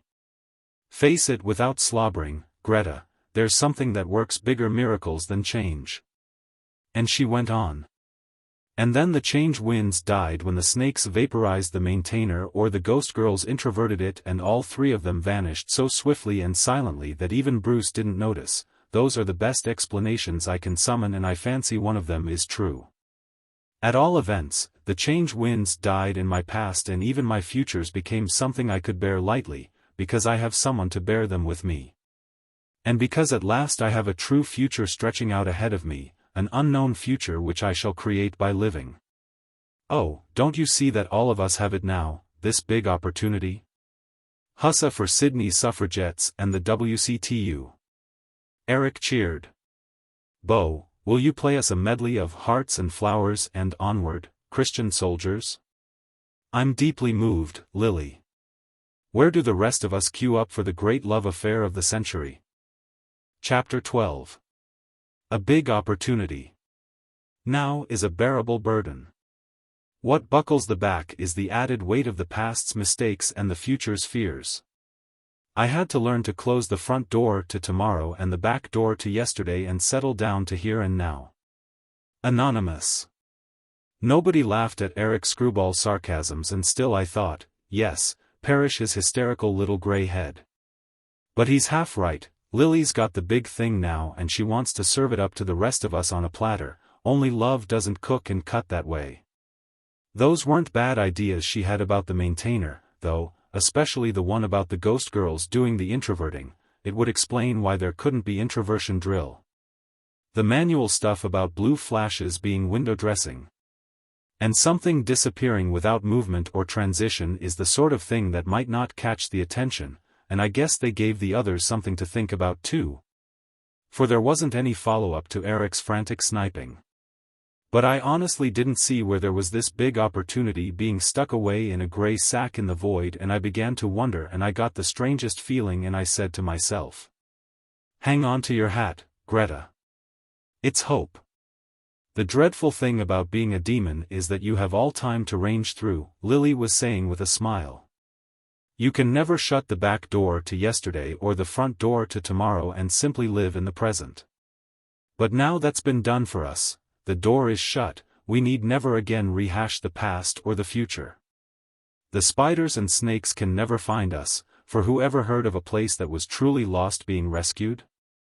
And as those in the know have told me, introversion is the end as far as those outside are concerned. So we're safe from the spiders and snakes, we need never be slaves or enemies again, and we have a place in which to live our new lives, the place prepared for us from the beginning. She paused. Surely you understand what I mean. Sydney and Beauregard and Dr. Peischkoff are the ones who explained it to me. The place is a balanced aquarium, just like the cosmos. No one knows how many ages of big time it has been in use, without a bit of new material being brought in, only luxuries and people, and not a bit of waste cast off. No one knows how many more ages it may not sustain life. I never heard of minor maintainers wearing out. We have all the future, all the security, anyone can hope for. We have a place to live together. You know, she was dead right, and I realized that all the time I'd had the conviction in the back of my mind that we were going to suffocate or something if we didn't get a door open pretty quick. I should have known differently, if anybody should. Because I'd once been in the place without a door for as long as 100 sleeps during a foxhole stretch of the Change War, and we'd had to start cycling our food and it had been okay. And then, because it is also the way my mind works, I started to picture in a flash the consequences of our living together all by ourselves, like Lily said. I began to pair people off. I couldn't help it. Let's see, 4 women, 6 men, 2 ETS. Greta, I said, you're going to be Miss Polly Andre for sure. We'll have a daily newspaper and folk dancing classes, we'll shut the bar except evenings, Bruce'll keep a rhymed history of the place. I even thought, though I knew this part was strictly silly, about schools and children. I wondered what cities would look like, or my little commandants. Don't go near the void, dears. Of course that would be specially hard on the 2 ETS. But 7C at least wasn't so different, and the genetics boys had made some wonderful advances, and Maud ought to know about them, and there were some amazing gadgets in surgery when Doc sobered up. The patter of little hoofs. My fiancé spoke to you about carrying a peace message to the rest of the cosmos, Lily added, and bringing an end to the big change. And healing all the wounds that have been made in the little time. I looked at Bruce. His face was set and strained, as will happen to the best of them when a girl starts talking about her man's business, and I don't know why, but I said to myself, she's crucifying him. She's nailing him to his purpose as a woman will, even when there's not much point to it, as now. And Lily went on, it was a wonderful thought, but now we cannot carry or send any message, and I believe it is too late in any event for a peace message to do any good. The cosmos is too reveled by change, too far gone. It will dissolve, fade, leave not a rack behind. We're the survivors. The torch of existence has been put in our hands.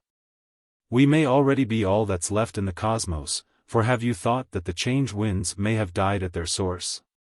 We may never reach another cosmos, we may drift forever in the void, but who of us has been introverted before, and who knows what we can or cannot do? We're a seed for a new future to grow from. Perhaps all doomed universes cast off seeds like this place. It's a seed, it's an embryo, let it grow. She looked swiftly at Bruce and then at Sid and she quoted, "Come, my friends, 'tis not too late to seek a newer world." I squeezed Sid's hand and I started to say something to him, but he didn't know I was there. He was listening to Lily quote Tennyson with his eyes entranced and his mouth open, as if he were imagining new things to put into it. Oh, Siddy. And then I saw the others were looking at her the same way.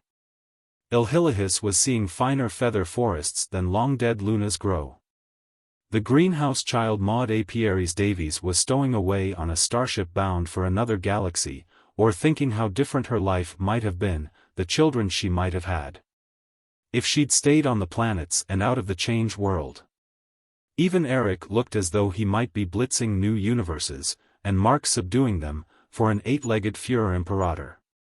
Bo was throbbing up a wider Mississippi in a bigger-than-life sidewheeler. Even I wasn't dreaming of a greater Chicago.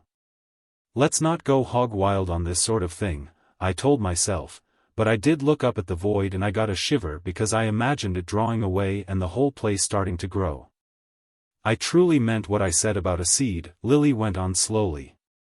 I know, as you all do, that there are no children in the change world, that there cannot be, that we all become instantly sterile. That what they call a curse is lifted from us girls and we are no longer in bondage to the moon. She was right, all right. If there's one thing that's been proved 1,000,000 times in the change world, it's that. But we are no longer in the change world, Lily said softly, and its limitations should no longer apply to us, including that one. I feel deeply certain of it, but, she looked around slowly, we are 4 women here and I thought one of us might have a surer indication. My eyes followed hers around like anybody's would. In fact, everybody was looking around except Maud, and she had the silliest look of surprise on her face and it stayed there, and then, very carefully, she got down from the bar stool with her knitting. She looked at the half-finished pink bra with the long white needles stuck in it and her eyes bugged bigger yet, as if she were expecting it to turn into a baby sweater right then and there. Then she walked across the place to Lily and stood beside her. While she was walking, the look of surprise changed to a quiet smile. The only other thing she did was throw her shoulders back a little. I was jealous of her for a second, but it was a double miracle for her, considering her age, and I couldn't grudge her that. And to tell the truth, I was a little frightened, too. Even with Dave, I'd been bothered about this business of having babies. Yet I stood up with Siddy, I couldn't stop myself and I guess he couldn't either, and hand in hand we walked to the control divan. Bo and 7C were there and Bruce, of course, and then, so help me, those soldiers to the death, KB and Mark. Started over from the bar and I couldn't see anything in their eyes about the greater glory of Crete and Rome, but something, I think, about each other. And after a moment Illy slowly detached himself from the piano and followed, lightly trailing his tentacles on the floor. I couldn't exactly see him hoping for little Elise in this company, unless it was true what the joke said about Lunans, but maybe he was being really disinterested and maybe he wasn't. Maybe he was simply figuring that Illy ought to be on the side with the biggest battalions. I heard dragging footsteps behind us and here came Doc from the gallery, carrying in his folded arms an abstract sculpture as big as a newborn baby. It was an agglomeration of perfect shiny gray spheres the size of golf balls, shaping up to something like a large brain, but with holes showing through here and there. He held it out to us like an infant to be admired and worked his lips and tongue as if he were trying very hard to say something, though not a word came out that you could understand, and I thought, Maxi Alexeyevich may be speechless drunk and have all sorts of holes in his head, but he's got the right instincts, bless his soulful little Russian heart. We were all crowded around the control divan like a football team huddling. The Peace Packers, it came to me. 7C would be fullback or center and Illy left end, what a receiver. The right number, too. Eric was alone at the bar, but now even he, oh, no, this can't be, I thought, even he came toward us. Then I saw that his face was working the worst ever. He stopped halfway and managed to force a smile, but it was the worst, too. That's my little commandant, I thought, no team spirit. So now Lily and Bruce, yes, and Grossmutterchen Maud, have their little nest, he said, and he wouldn't have had to push his voice very hard to get a screech. But what are the rest of us supposed to be, cowbirds? He crooked his neck and flapped his hands and croaked, "Cuckoo. Cuckoo." And I said to myself, I often thought you were crazy, boy, but now I know. Teufelsdreck, yes, devil's dirt, but you all seem to be infected with this dream of children. Can't you see that the change world is the natural and proper end of evolution? A period of enjoyment and measuring, an ultimate working out of things, which women call destruction. Help, I'm being raped. Oh, what are they doing to my children? But which men know as fulfillment. You're given good parts in Götterdämmerung and you go up to the author and tap him on the shoulder and say, "Excuse me, Herr Wagner, but this Twilight of the Gods is just a bit morbid. Why don't you write an opera for me about the little ones, the dear little blue-eyed curly-tops?" A plot? Oh, boy meets girl and they settle down to breed, something like that. Devil's dirt doubled and damned. Have you thought what life will be like without a door to go out of to find freedom and adventure, to measure your courage and keenness? Do you want to grow long gray beards hobbling around this asteroid turned inside out? Putter around indoors to the end of your days, mooning about little baby cosmoses? Incidentally, with a live bomb for company. The cave, the womb, the little gray home in the nest, is that what you want? It'll grow? Oh, yes, like the city engulfing the wild wood, a proliferation of kinder, Kirchi, Kush, should live so long. Women. How I hate their bright eyes as they look at me from the fireside, bent-shouldered, rocking, deeply happy to be old, and say, "He's getting weak, he's giving out. Soon I'll have to put him to bed and do the simplest things for him." Your filthy triple goddess, Kabi, the birther, bride, and burier of man. Woman, the enfeebler, the fetterer, the crippler. Woman, and the curly-headed little cancers she wants. He lurched toward us, pointing at Lily. I never knew one who didn't want to cripple a man if you gave her the chance. Cripple him, swaddle him, clip his wings, grind him to sausage to mold another man, hers, a doll man. You hid the maintainer, you little smother hen, so you could have your nest and your Brucey. He stopped, gasping, and I expected someone to bop him one on the schnozzle, and I think he did, too. I turned to Bruce and he was looking, I don't know how, sorry, guilty, anxious, angry, shaken, inspired, all at once. And I wished people sometimes had simple suburban reactions like magazine stories.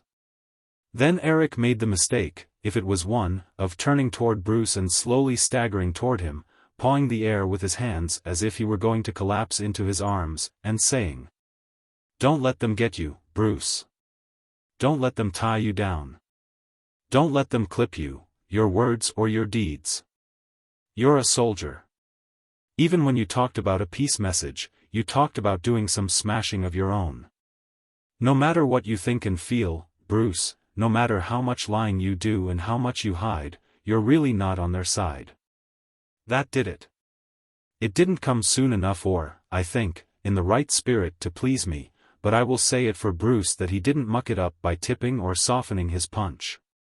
He took one step forward and his shoulders spun and his fist connected sweet and clean. As he did it, he said only one word, "Loki." And darn if that didn't switch me back to a campfire in the Indiana dunes and my mother telling me out of the Elder Saga about the malicious, sneering, all-spoiling Norse god and how, when the other gods came to trap him in his hideaway by the river, he was on the point of finishing knotting a mysterious net big enough, I had imagined, to snare the whole universe. And that if they'd come a minute later, he would have. Eric was stretched on the floor, his head hitched up, rubbing his jaw and glaring at Bruce. Mark, who was standing beside me, moved a little and I thought he was going to do something, maybe even clobber Bruce in the old spirit of "you can't do that to my buddy." But he just shook his head and said, "Omnia vincit amor." I nudged him and said, "Meaning," and he said, "Love licks everything." I'd never have expected it from a Roman, but he was half right at any rate.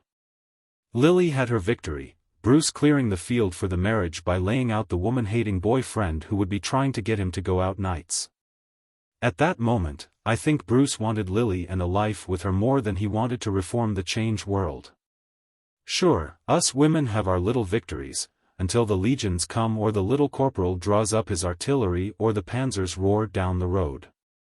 Eric scrambled to his feet and stood there in a half-slump, half-crouch, still rubbing his jaw and glaring at Bruce over his hand, but making no move to continue the fight. And I studied his face and said to myself, if he can get a gun, he's going to shoot himself, I know.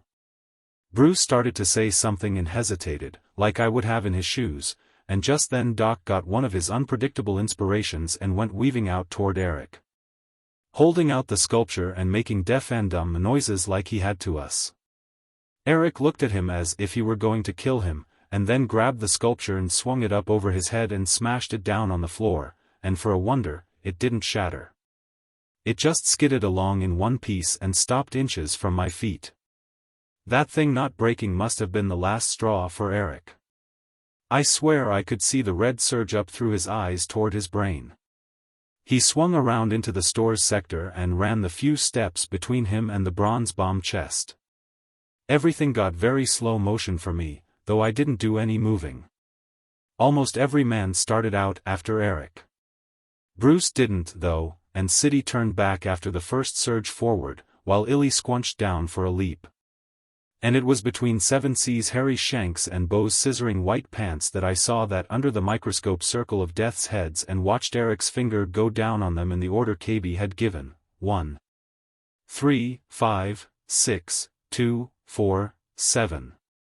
I was able to pray 7 distinct times that he'd make a mistake. He straightened up. Illy landed by the box like a huge silver spider and his tentacles whipped futilely across its top. The others surged to a frightened halt around them. Eric's chest was heaving, but his voice was cool and collected as he said, "You mentioned something about our having a future, Miss Foster. Now you can make that more specific.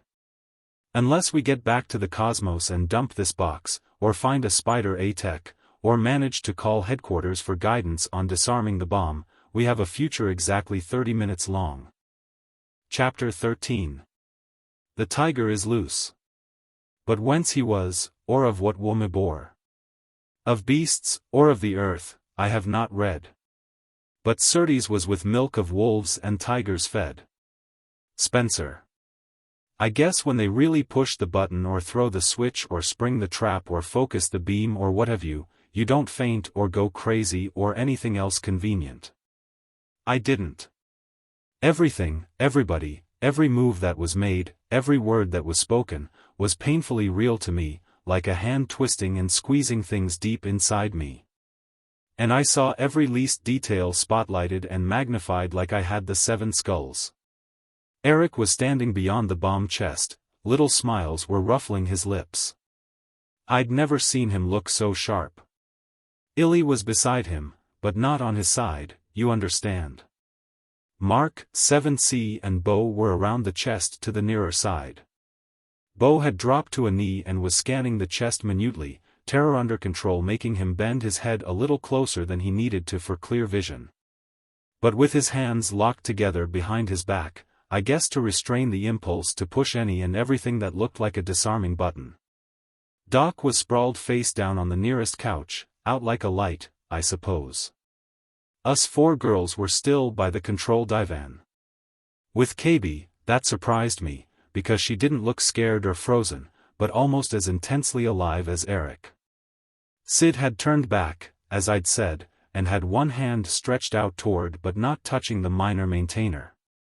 And a look on his beardy face as if he were calling down death and destruction on every boozy rogue who had ever gone up from King's Lynn to Cambridge and London. And I realized why. If he'd thought of the minor maintainer a second sooner, he could have pinned Eric down with heavy gravity before he could touch the buttons.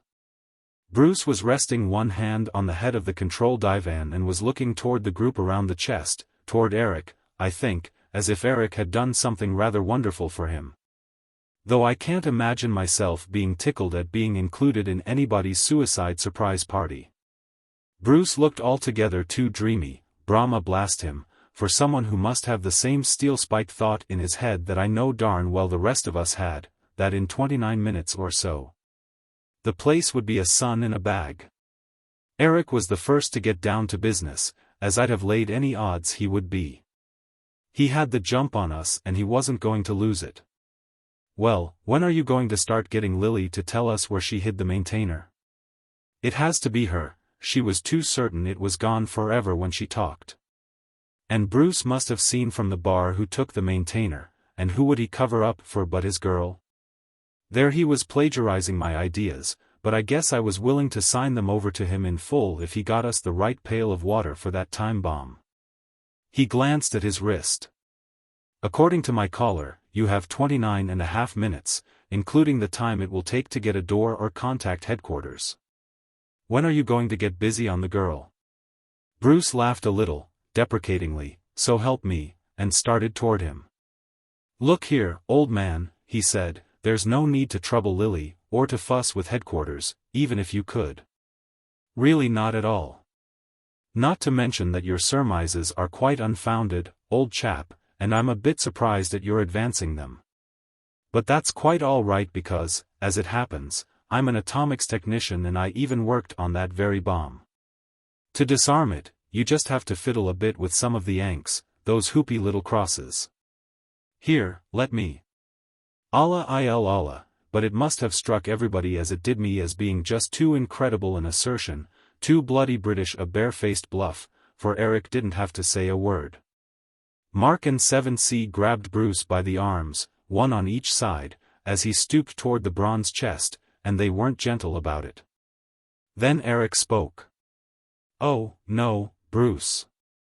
Very sporting of you to try to cover up for your girlfriend, but we aren't going to let ourselves be blown to stripped atoms 28 minutes too soon while you monkey with the buttons. The very thing Benson Carter warned against, and pray for a guesswork miracle. It's too thin, Bruce, when you come from 1917 and haven't been on the big time for 100 sleeps and were calling for an A-Tech yourself a few hours ago. Much too thin. Bruce, something is going to happen that I'm afraid you won't like, but you're going to have to put up with it. That is, unless Miss Foster decides to be cooperative. I say, you fellows, let me go, Bruce demanded, struggling experimentally. I know it's a bit thick to swallow and I did give you the wrong impression calling for an A-Tech, but I just wanted to capture your attention then, I didn't want to have to work on the bomb. Really, Eric, would they have ordered Benson Carter to pick us up unless one of us were an A-Tech? They'd be sure to include one in the Bally operation. When they're using patchwork tactics? Eric grinningly quoted back at him. KB spoke up beside me and said, Benson Carter was a magician of matter and he was going on the operation disguised as an old woman. We have the cloak and hood with the other garments, and I wondered how this cold fish of a she-officer could be the same girl who was giving Mark Slurpee looks not 10 minutes ago. Well? Eric asked, glancing at his collar and then swinging his eyes around at us as if there must be some of the old Wehrmacht iron somewhere. We all found ourselves looking at Lily and she was looking so sharp herself, so ready to jump and so at bay, that it was all I needed, at any rate, to make Eric's theory about the maintainer a rock-bottom certainty. Bruce must have realized the way our minds were working, for he started to struggle in earnest and at the same time called, for God's sake, don't do anything to Lily. Let me loose, you idiots. Everything's true I told you, I can save you from that bomb. 7C, you took my side against the spiders, you've nothing to lose. Sid, you're an Englishman. Bo, you're a gentleman and you love her, too, for God's sake, stop them. Bo glanced up over his shoulder at Bruce and the others surging around close to his ankles and he had on his poker face. Sid I could tell was once more going through the purgatory of decision. Bo reached his own decision first and I'll say it for him that he acted on it fast and intelligently. Right from his kneeling position and before he'd even turned his head quite back, he jumped Eric. But other things in this cosmos besides man can pick sides and act fast. Illy landed on Bo midway and whipped his tentacles around him tight and they went wobbling around like a drunken white and silver barber pole. Bo got his hands each around a tentacle, and at the same time his face began to get purple, and I winced at what they were both going through. Maybe VIII had a hoof in Sid's purgatory, because Bruce shook loose from the satyr and tried to knock out Mark, but the Roman twisted his arm and kept him from getting in a good punch. Eric didn't make a move to mix into either fight, which is my little commandant all over. Using his fists on anybody but me is beneath him. Then Sid made his choice, but there was no way for me to tell what it was, for, as he reached for the minor maintainer, KB contemptuously snatched it away from his hands and gave him a knee in the belly that doubled me up in sympathy and sent him sprawling on his knees toward the fighters. On the return, KB gave Lily, who'd started to grab too, an effortless backhand smash that set her down on the divan. Eric's face lit up like an electric sign and he kept his eyes fixed on KB. She crouched a little, carrying her weight on the balls of her feet and firmly cradling the minor maintainer in her left arm, like a basketball captain planning an offensive. Then she waved her free hand decisively to the right. I didn't get it, but Eric did and Mark too, for Eric jumped for the refresher sector and Mark let go of Bruce and followed him, ducking around VII's arms. Who was coming back into the fight on which side I don't know. Illy unwhipped from Bo and copied Eric and Mark with one big spring. Then KB twisted a dial as far as it would go and Bruce, Bo, VII and poor City were slammed down and pinned to the floor by about 8 gravities. It should have been lighter near us, I hoped it was, but you couldn't tell from watching City. He went flat on his face, spread-eagled, one hand stretched toward me so close, I could have touched it, but not let go. And his mouth was open against the floor and he was gasping through a corner of it and I could see his spine trying to sink through his belly. Bruce just managed to get his head and one shoulder up a bit. And they all made me think of a door illustration of the Inferno where the cream of the damned are frozen up to their necks in ice in the innermost circle of hell. The gravity didn't catch me, although I could feel it in my left arm. I was mostly in the refresher sector, but I dropped down flat too, partly out of a crazy compassion I have, but mostly because I didn't want to take a chance of having KB knock me down. Eric, Mark and Illy had got clear and they headed toward us. Maud picked the moment to make her play, she hadn't much choice of times, if she wanted to make one.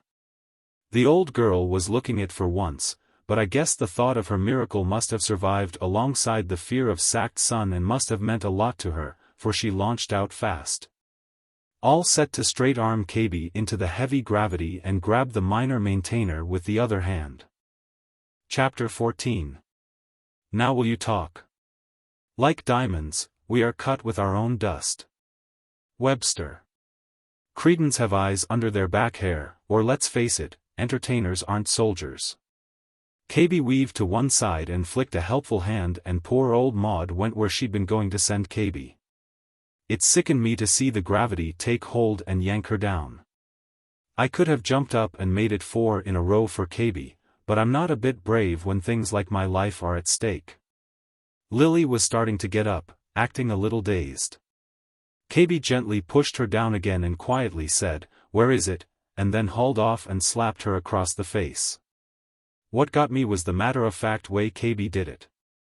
I can understand somebody getting mad and socking someone, or even deliberately working up a rage so as to be able to do something nasty, but this cold-blooded way turns my stomach. Lily looked as if half her face were about to start bleeding, but she didn't look dazed anymore and her jaw set. KB grabbed Lily's pearl necklace and twisted it around her neck and it broke and the pearls went bouncing around like ping-pong balls. So KB yanked down Lily's gray silk bandeau until it was around the neck and tightened that. Lily started to choke through her tight-pressed lips. Eric, Mark and Illy had come up and crowded around, but they seemed to be content with the job KB was doing. "Listen, slut," she said, "we have no time. You have a healing room in this place. I can work the things." Here it comes, I thought, wishing I could faint.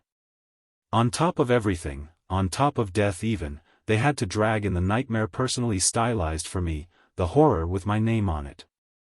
I wasn't going to be allowed to blow up peacefully. They weren't satisfied with an A-bomb. They had to write my private hell into the script. There is a thing called an inverter, KB said exactly as I'd known she would, but as I didn't really hear it just then, a mental split I'll explain in a moment. It opens you up so they can cure your insides without cutting your skin or making you bleed anywhere. It turns the big parts of you inside out, but not the blood tubes. All your skin, your eyes, ears, nose, toes, all of it, becoming the lining of a little hole that's half filled with your hair. Meantime, your insides are exposed for whatever the healer wants to do to them. You live for a while on the air inside the hole. First the healer gives you an air that makes you sleep, or you go mad in about 50 heartbeats.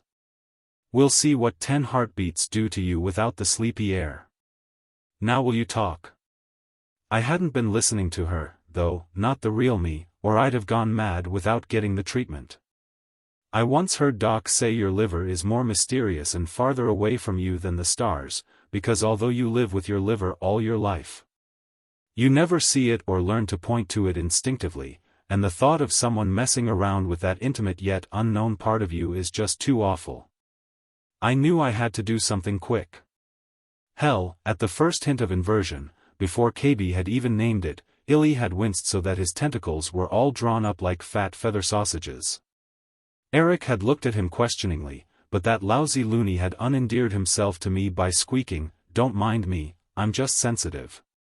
Get on with the girl. Make her tell."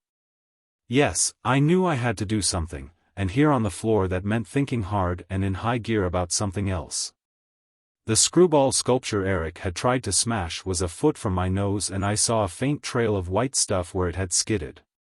I reached out and touched the trail. It was finely gritty, like powdered glass. I tipped up the sculpture and the part on which it had skidded wasn't marred at all, not even dulled, the gray spheres were as glisteningly bright as ever. So I knew the trail was diamond dust rubbed off the diamonds in the floor by something even harder. That told me the sculpture was something special and maybe Doc had had a real idea in his pickled brain when he'd been pushing the thing at all of us and trying to tell us something. He hadn't managed to say anything then, but he had earlier when he'd been going to tell us what to do about the bomb, and maybe there was a connection. I twisted my memory hard and let it spring back and I got, inverse, bosh, indeed. Bosh and inverse bosh to all boozers, Rusky or otherwise. So I quick tried the memory trick again and this time I got, glavsh, and then I grasped and almost sneezed on diamond dust as I watched the pieces fit themselves together in my mind like a speeded up movie reel. It all hung on that black right-hand Hussars glove Lily had produced for Bruce. Only she couldn't have found it in stores, because we'd searched every fractional pigeonhole later on and there hadn't been any gloves there, not even the left-hand mate there would have been. Also, Bruce had had 2 left-hand gloves to start with, and we had been through the whole place with a fine-tooth comb. And there had been only the 2 black gloves on the floor where Bruce had kicked them off the bar, those 2 and those 2 only. The left-hand glove he'd brought from outside and the right-hand glove Lily had produced for him. So a left-hand glove had disappeared, the last I'd seen of it, Lily had been putting it on her tray, and a right-hand glove had appeared. Which could only add up to one thing, Lily had turned the left-hand glove into an identical right. She couldn't have done it by turning it inside out the ordinary way, because the lining was different. But as I knew only too sickeningly well, there was an extraordinary way to turn things inside out, things like human beings. You merely had to put them on the inverter in surgery and flick the switch for full inversion. Or you could flick it for partial inversion and turn something into a perfect three-dimensional mirror image of itself, just what a right-hand glove is of a left. Rotation through the 4th dimension, the science boys call it. I've heard of it being used in surgery on the highly asymmetric Martians, and even to give a socially impeccable right hand to a man who'd lost one. By turning an amputated right arm into an amputated left. Ordinarily, nothing but live things are ever inverted in surgery and you wouldn't think of doing it to an inanimate object. Especially in a place where the doc's a drunk and the surgery hasn't been used for hundreds of sleeps. But when you've just fallen in love, you think of wonderful crazy things to do for people. Drunk with love, Lily had taken Bruce's extra left-hand glove into surgery, partially inverted it, and got a right-hand glove to give him. What Doc had been trying to say with his inverse bosh was, invert the box, meaning we should put the bronze chest through full inversion to get at the bomb inside to disarm it. Doc too had got the idea from Lily's trick with the glove. What an inside-out tactical atomic bomb would look like, I could not imagine and did not particularly care to see. I might have to, though, I realized. But the fast-motion film was still running in my head. Later on, Lily had decided like I had that her lover was going to lose out in his plea for mutiny unless she could give him a really captive audience, and maybe, even then. She had been figuring on creating the nest for Bruce's chicks and all those other things we'd believed in for a while. So she'd taken the major maintainer and remembered the glove, and not many seconds later, she had set down on a shelf of the art gallery an object that no one would think of questioning, except someone who knew the gallery by heart.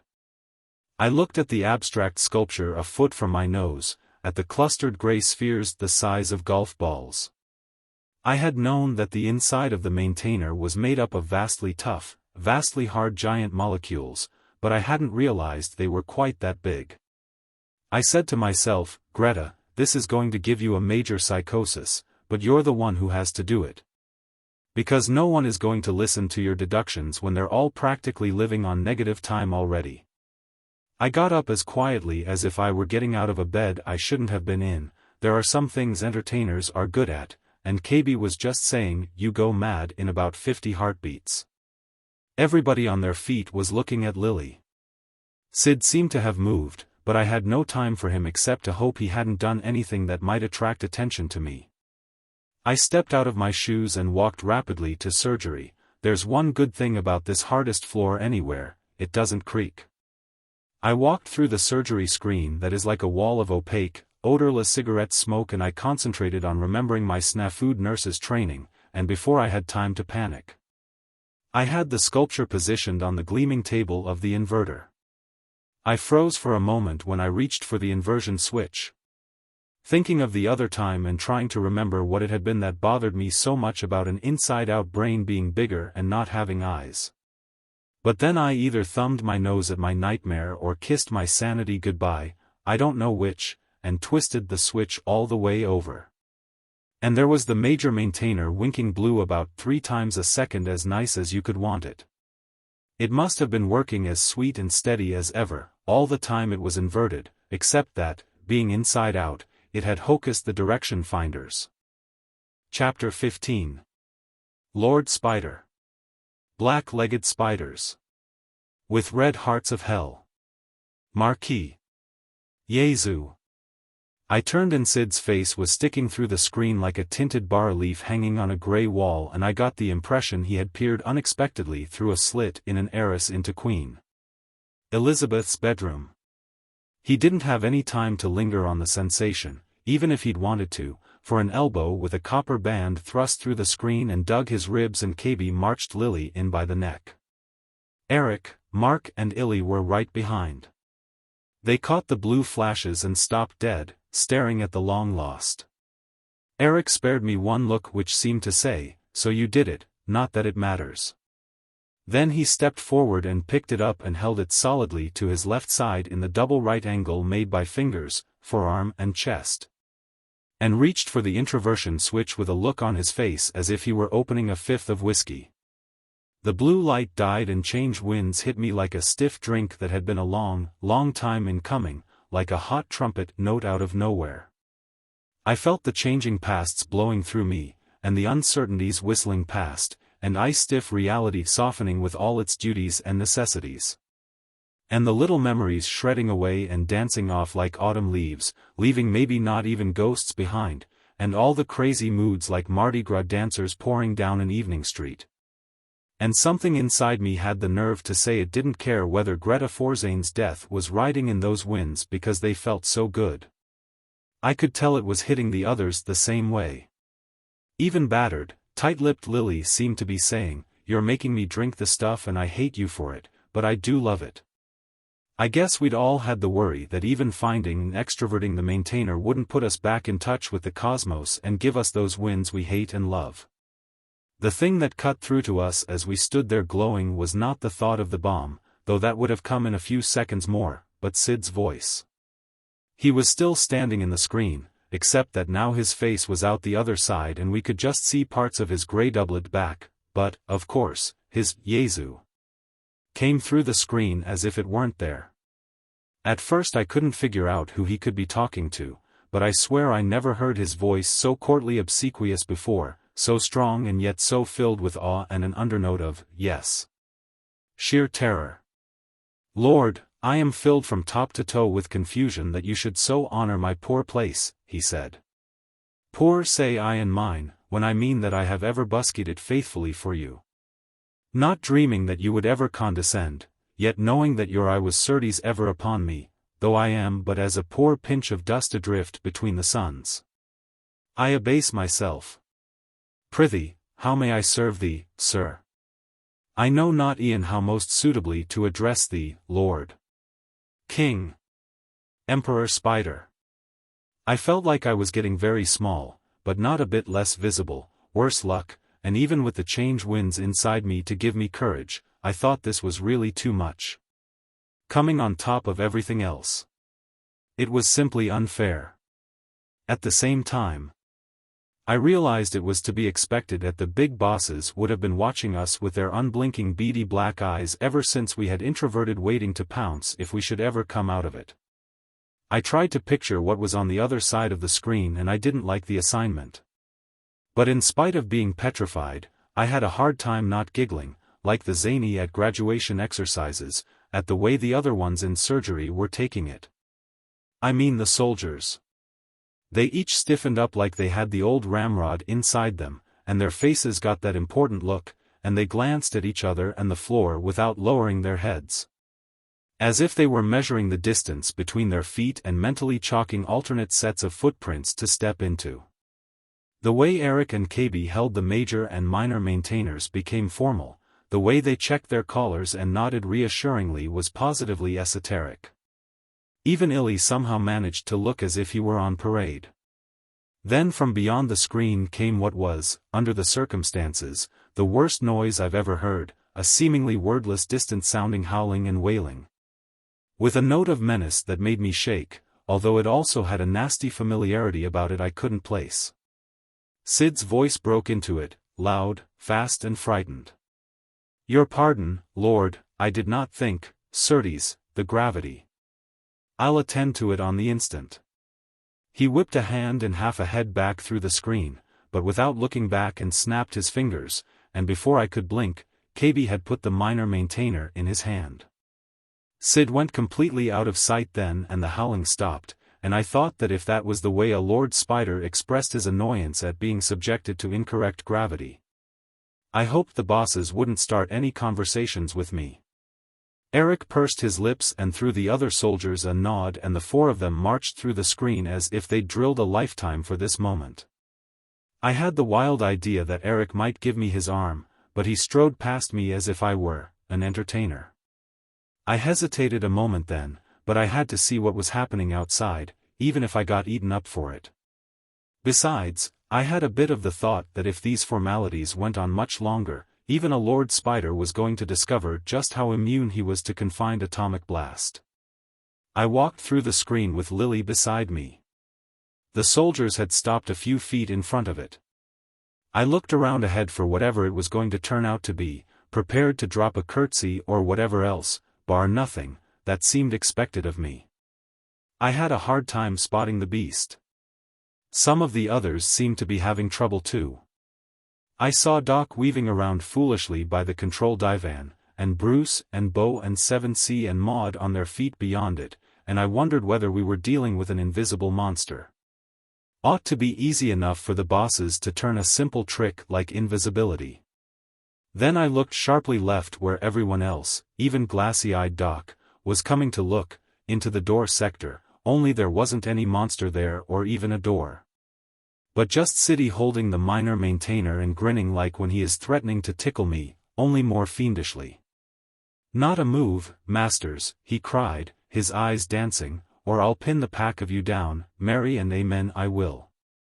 It is my firm purpose to see the place blasted before I let this instrument out of my hands again." My first thought was, "Splud, but Siddy is a real actor." I don't care if he didn't study under anyone later than Burbage, that just proves how good Burbage is. Sid had convinced us not only that the real spiders had arrived, but earlier that the gravity in the edge of stores had been a lot heavier than it actually was. He completely fooled all those soldiers, including my swelled-headed victorious little commandant. And I kind of filed away the timing of that business of reaching out the hand and snapping the fingers without looking, it was so good. "Beauregard," Sid called. "Get to the major maintainer and call headquarters. But don't come through door, Mary, go by refresher. I'll not trust a single demon of you in this sector with me until much more has been shown and settled." "Siddy, you're wonderful," I said, starting toward him. "As soon as I got the maintainer unsnarled and looked around and saw your sweet old face. Back, Trixie Trull. Not the breadth of one scarlet toenail nearer me, you queen of sleights and high priestess of deception," he bellowed. "You least of all do I trust. Why you hid the maintainer, I know not, faith, but later you'll discover the truth to me or I'll have your gizzard." I could see there was going to have to be a little explaining. "Doc, touched off, I guess," by Sid waving his hand at me, threw back his head and let off one of those shuddery Siberian wolf howls he does so blamed well. Sid waved toward him sharply and he shut up, beaming toothily. But at least I knew who was responsible for the spider wail of displeasure that Sid had either called for or more likely got as a gift of the gods and used in his act. Bo came circling around fast and Eric shoved the major maintainer into his hands without making any fuss. The four soldiers were looking pretty glum after losing their grand review. Bo dumped some junk off one of the art gallery's sturdy tabourets and set the major maintainer on it carefully but fast. And quickly knelt in front of it and whipped on some earphones and started to tune. The way he did it snatched away from me my inward glory at my big inversion brainwave so fast, I might never have had it, and there was nothing in my mind again but the bronze bomb chest. I wondered if I should suggest inverting the thing, but I said to myself, Greta, you got no diploma to show them and there probably isn't time to try two things, anyway. Then Eric for once did something I wanted him to, though I didn't care for its effect on my nerves, by looking at his collar and saying quietly, 9 minutes to go. If place-time and cosmic time are sinking. Bo was steady as a rock and working adjustments so fine that I couldn't even see his fingers move. Then, at the other end of the place, Bruce took a few steps toward us. 7C and Maud followed a bit behind him. I remembered Bruce was another of our nuts with a private program for blowing up the place.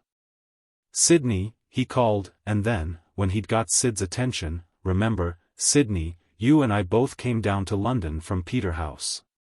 I didn't get it. Then Bruce looked toward Eric with a devil-may-care challenge and toward Lily as if he were asking her forgiveness for something. I couldn't read her expression. The bruises were blue on her throat and her cheek was puffy. Then Bruce once more shot Eric that look of challenge and he spun and grabbed 7C by a wrist and stuck out a foot. Even half-horses aren't too sharp about infighting, I guess. And the satyr had every right to feel at least as confused as I felt, and sent him stumbling into Maud, and the two of them tumbled to the floor in a jumble of hairy legs and pearl-gray frock. Bruce raced to the bomb chest. Most of us yelled, "Stop him, Sid, pin him down." Or something like that. I know I did because I was suddenly sure that he'd been asking Lily's pardon for blowing the two of them up, and all the rest of us too, the love-blinded stinker. Sid had been watching him all the time and now he lifted his hand to the minor maintainer, but then he didn't touch any of the dials, just watched and waited, and I thought, Shaitan shave us. Does Siddy want in on death, too? Ain't he satisfied with all he knows about life? Bruce had knelt and was twisting some things on the front of the chest, and it was all as bright as if he were under a bank of Klieg lights. And I was telling myself I wouldn't know anything when the fireball fired, and not believing it, and 7C and Maud had got unscrambled and were starting for Bruce. And the rest of us were yelling at Sid, except that Eric was just looking at Bruce very happily, and Sid was still not doing anything. And it was unbearable, except just then I felt the little arteries start to burst in my brain like a string of firecrackers and the old aorta pop, and for good measure. A couple of valves come unhinged in my ticker, and I was thinking, well, now I know what it's like to die of heart failure and high blood pressure.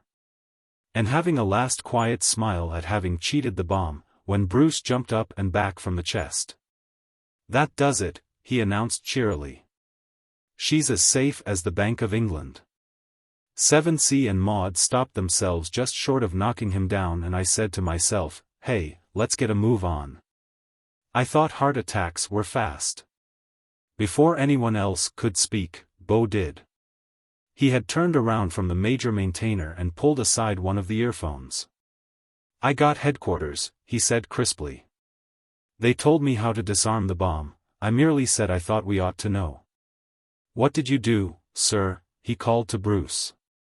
"There's a row of 4 anks just below the lock. The first to your left you give a quarter turn to the right, the second a quarter turn to the left, same for the fourth, and you don't touch the third." "That is it, sir," Beau confirmed. The long silence was too much for me. I guess I must have the shortest span for unspoken relief going. I drew some nourishment out of my restored arteries into my brain cells and yelled, "Siddy, I know I'm a tricksy troll and the high vixen of all foxes, but what the hell is Peterhouse?" "The oldest college at Cambridge," he told me rather coolly. Chapter 16. The Possibility Binders. Familiar with infinite universe sheafs and open-ended postulate systems? The notion that everything is possible, and I mean everything, and everything has happened. Everything. Heinlein. An hour later, I was nursing a weak highball and a black eye in the sleepy-time darkness on the couch farthest from the piano. Half watching the highlighted party going on around it and the bar, while the place waited for rendezvous with Egypt and the Battle of Alexandria. Sid had swept all our outstanding problems into one big bundle and, since his hand held the joker of the minor maintainer, he had settled them all as high-handedly as if they'd been those of a bunch of schoolkids. It amounted to this. We'd been introverted when most of the damning things had happened, so presumably only we knew about them. And we were all in so deep one way or another that we'd all have to keep quiet to protect our delicate complexions. Well, Eric's triggering the bomb did balance rather neatly Bruce's incitement to mutiny, and there was Doc's drinking, while everybody who had declared for the peace message had something to hide. Mark and KB I felt inclined to trust anywhere, Maud for sure, and Eric in this particular matter, damn him. Illy I didn't feel at all easy about, but I told myself there always has to be a fly in the ointment, a darn big one this time, and furry. Sid didn't mention his own dirty linen, but we knew he'd flopped badly as boss of the place and only recouped himself by that last-minute flimflam. Remembering Sid's trick made me think for a moment about the real spiders. Just before I snuck out of surgery, I'd had a vivid picture of what they must look like, but now I couldn't get it again. It depressed me, not being able to remember. Oh, I probably just imagined I'd had a picture, like a hophead on a Secret of the Universe kick. Me ever find out anything about the spiders? Except for nervous notions like I'd had during the recent fracas, what a laugh. The funniest thing, was that I had ended up the least trusted person. Sid wouldn't give me time to explain how I'd deduced what had happened to the maintainer, and even when Lily spoke up and admitted hiding it, she acted so bored I don't think everybody believed her, although she did spill the realistic detail that she hadn't used partial inversion on the glove. She'd just turned it inside out to make it a right and then done a full inversion to get the lining back inside. I tried to get Doc to confirm that he'd reasoned the thing out the same way I had, but he said he had been blacked out the whole time, except during the first part of the hunt. And he didn't remember having any bright ideas at all. Right now, he was having Maud explain to him twice, in detail, everything that had happened. I decided that it was going to take a little more work before my reputation as a great detective was established. I looked over the edge of the couch and just made out in the gloom one of Bruce's black gloves. It must have been kicked there. I fished it up. It was the right-hand one. My big clue, and was I sick of it? Got mittens, God forbid. I slung it away and, like a lurking octopus, illy shot up a tentacle from the next couch, where I hadn't known he was resting, and snatched the glove like it was a morsel of underwater garbage. These E.T.S can seem pretty shuddery non-human at times. I thought of what a cold-blooded, skin-saving louse Illy had been, and about Sid and his easy suspicions, and Eric and my black eye, and how, as usual, I'd got left alone in the end. My men. Bruce had explained about being an A-Tech. Like a lot of us. He'd had several widely different jobs during his first weeks in the Change World, and one of them had been as secretary to a group of the minor atomics boys from the Manhattan Project Earth satellite days. I gathered he'd also absorbed some of his bothersome ideas from them. I hadn't quite decided yet what species of heroic heel he belonged to, but he was thick with Mark and Eric again. Everybody's men. Sid didn't have to argue with anybody. All the wild compulsions and mighty resolves were dead now, anyway, until they'd had a good long rest. I sure could use one myself, I knew. The party at the piano was getting wilder. Lily had been dancing the black bottom on top of it, and now she jumped down into Sid's and 7C's arms, taking a long time about it. She'd been drinking a lot, and her little gray dress looked about as innocent on her as diapers would on Nell Gwyn. She continued her dance, distributing her marks of favor equally between Sid, Eric, and the satyr. Beau didn't mind a bit, but serenely pounded out, "Tonight's the night," which she'd practically shouted to him not 2 minutes ago. I was glad to be out of the party. Who can compete with a highly experienced, utterly disillusioned 17-year-old really throwing herself away for the first time? Something touched my hand. Illy had stretched a tentacle into a furry wire to return me the black glove, although he ought to have known I didn't want it. I pushed it away, privately calling Illy a washed-out moronic tarantula, and right away I felt a little guilty. What right had I to be critical of Illy? Would my own character have shown to advantage if I'd been locked in with 11 octopoids a billion years away? For that matter, where did I get off being critical of anyone? Still, I was glad to be out of the party, though I kept on watching it. Bruce was drinking alone at the bar. Once Sid had gone over to him and they'd had one together, and I'd heard Bruce reciting from Rupert Brooke those deliberately corny lines, "For England's the one land, I know, where men with splendid hearts may go. And Cambridgeshire, of all England, the shire for men who understand," and I'd remembered that Brooke too had died young in World War I, and my ideas had got fuzzy. But mostly Bruce was just calmly drinking by himself. Every once in a while Lily would look at him and stop dead in her dancing and laugh. I'd figured out this Bruce-Lily-Eric business as well as I cared to. Lily had wanted the nest with all her heart, and nothing else would ever satisfy her, and now she'd go to hell her own way and probably die of Bright's disease for a third time in the Change World. Bruce hadn't wanted the nest or Lily as much as he wanted the Change World and the chances it gave for soldierly cavorting and poetic drunks. Lily's seed wasn't his idea of healing the cosmos. Maybe he'd make a real mutiny someday, but more likely he'd stick to barroom epics. His and Lily's infatuation wouldn't die completely, no matter how rancid it looked right now.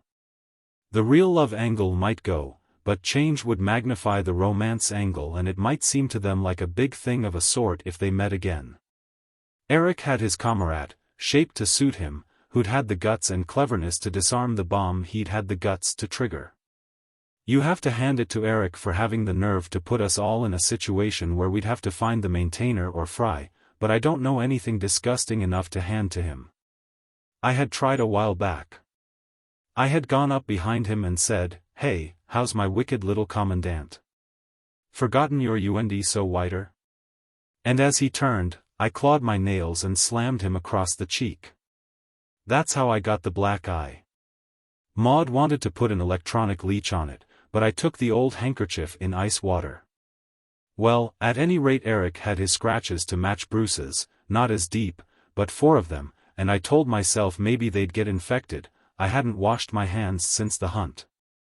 Not that Eric doesn't love scars. Mark was the one who helped me up after Eric knocked me down.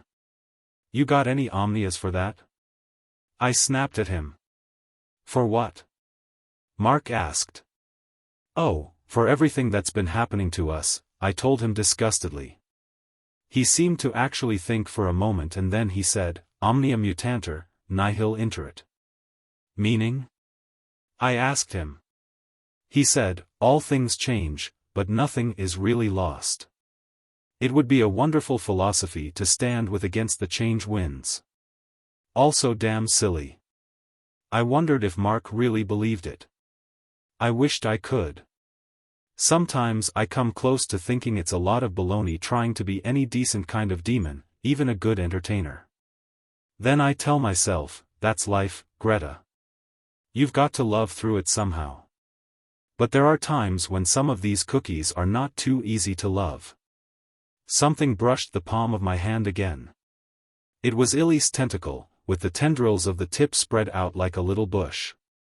I started to pull my hand away, but then I realized the loon was simply lonely. I surrendered my hand to the patterned gossamer pressures of feather talk. Right away I got the words, feeling lonely, Greta girl. It almost floored me, I tell you. Here I was understanding feather talk, which I just didn't, and I was understanding it in English, which didn't make sense at all. For a second, I thought Illy must have spoken, but I knew he hadn't, and for a couple more seconds I thought he was working telepathy on me, using the feather talk as cues. Then I tumbled to what was happening. He was playing English on my palm like on the keyboard of his squeakbox, and since I could play English on a squeakbox myself, my mind translated automatically. Realizing this almost gave my mind stage fright, but I was too faggy to be hocused by self-consciousness. I just lay back and let the thoughts come through. It's good to have someone talk to you, even an underweight octopus, and without the squeaks Illy didn't sound so silly, his phrasing was soberer. Feeling sad, Greta girl, because you'll never understand what's happening to us all, Illy asked me. Because you'll never be anything but a shadow fighting shadows, and trying to love shadows in between the battles? It's time you understood we're not really fighting a war at all, although it looks that way, but going through a kind of evolution, though not exactly the kind Eric had in mind. Your Terran thought has a word for it and a theory for it, a theory that recurs on many worlds. It's about the 4 orders of life: plants, animals, men and demons. Plants are energy binders, they can't move through space or time, but they can clutch energy and transform it. Animals are space binders, they can move through space. Man, Terran or ET. Lunnan or non-Lunnan, is a time binder, he has memory. Demons are the 4th order of evolution, possibility binders, they can make all of what might be part of what is, and that is their evolutionary function. Resurrection is like the metamorphosis of a caterpillar into a butterfly, a 3rd order being breaks out of the chrysalis of its lifeline into 4th order life. The leap from the ripped cocoon of an unchanging reality is like the first animal's leap when he ceases to be a plant. And the change world is the core of meaning behind the many myths of immortality. All evolution looks like a war at first, octopoids against monopoids, mammals against reptiles. And it has a necessary dialectic, there must be the thesis, we call it snake, and the antithesis, spider, before there can be the ultimate synthesis. When all possibilities are fully realized in one ultimate universe. The change war isn't the blind destruction it seems. Remember that the serpent is your symbol of wisdom and the spider your sign for patience. The 2 names are rightly frightening to you, for all high existence is a mixture of horror and delight. And don't be surprised, Greta girl, at the range of my words and thoughts. In a way, I've had 1 billion years to study Terra and learn her languages and myths. Who are the real spiders and snakes, meaning who were the first possibility binders? Who was Adam, Greta girl? Who was Cain? Who were Eve and Lilith? In binding all possibility, the demons also bind the mental with the material. All fourth-order beings live inside and outside all minds, throughout the whole cosmos. Even this place is, after its fashion, a giant brain. Its floor is the brainpan, the boundary of the void is the cortex of gray matter, yes. Even the major and minor maintainers are analogues of the pineal and pituitary glands, which in some form sustain all nervous systems. There's the real picture, Greta girl. The feather talk faded out and Illy's tendril tips merged into a soft pad on which I fingered, thanks, Daddy Longlegs. Chewing over in my mind what Illy had just told me, I looked back at the gang around the piano. The party seemed to be breaking up, at least some of them were chopping away at it. Sid had gone to the control divan and was getting set to tune in Egypt. Mark and KB were there with him, all bursting with eagerness and the vision of tanks on ranks of mounted zombie bowmen going up in a mushroom cloud. I thought of what Illy had told me and I managed a smile. Seems we've got to win and lose all the battles, every which way. Mark had just put on his Parthian costume, groaning cheerfully, trousers again. And was striding around under a hat like a fur-lined ice cream cone and with the sleeves of his metal-stuffed canvas flapping over his hands. He waved a short sword with a heart-shaped guard at Bruce and Eric and told them to get a move on. KB was going along on the operation wearing the old woman disguise intended for Benson Carter. I got a half-hearted kick out of knowing she was going to have to cover that chest and hobble. Bruce and Eric weren't taking orders from Mark just yet. Eric went over and said something to Bruce at the bar, and Bruce got down and went over with Eric to the piano, and Eric tapped Bo on the shoulder and leaned over and said something to him. And Bo nodded and yanked Limehouse Blues to a fast close and started another piece, something slow and nostalgic. Eric and Bruce waved to Mark and smiled, as if to show him that whether he came over and stood with them or not, the legate and the lieutenant and the commandant were very much together. And while 7C hugged Lily with a simple enthusiasm that made me wonder why I've wasted so much imagination on genetic treatments for him. Eric and Bruce sang. To the Legion of the Lost Ones, to the cohort of the damned. To our brothers in the tunnels outside time. Sing 3 change-resistant zombies. Raised from death and robot-crammed. And commandos of the spiders. Here's to crime. We're 3 blind mice on the wrong time track. Hush, hush, hush. We've lost our now and we'll never get back. Hush, hush, hush. Change commandos out on the spree. Damned through all possibility. Ghostgirls, think kindly on such as we. Hush, hush, hush. While they were singing, I looked down at my charcoal skirt and over at Maud and Lily and I thought, 3 gray hustlers for 3 black hussars, that's our speed. Well, I'd never thought of myself as a high-speed job, winning all the races. I wouldn't feel comfortable that way. Come to think of it, we've got to lose and win all the races in the long run, the way the course is laid out. I fingered to Illy, that's the picture, all right, Spider Boy.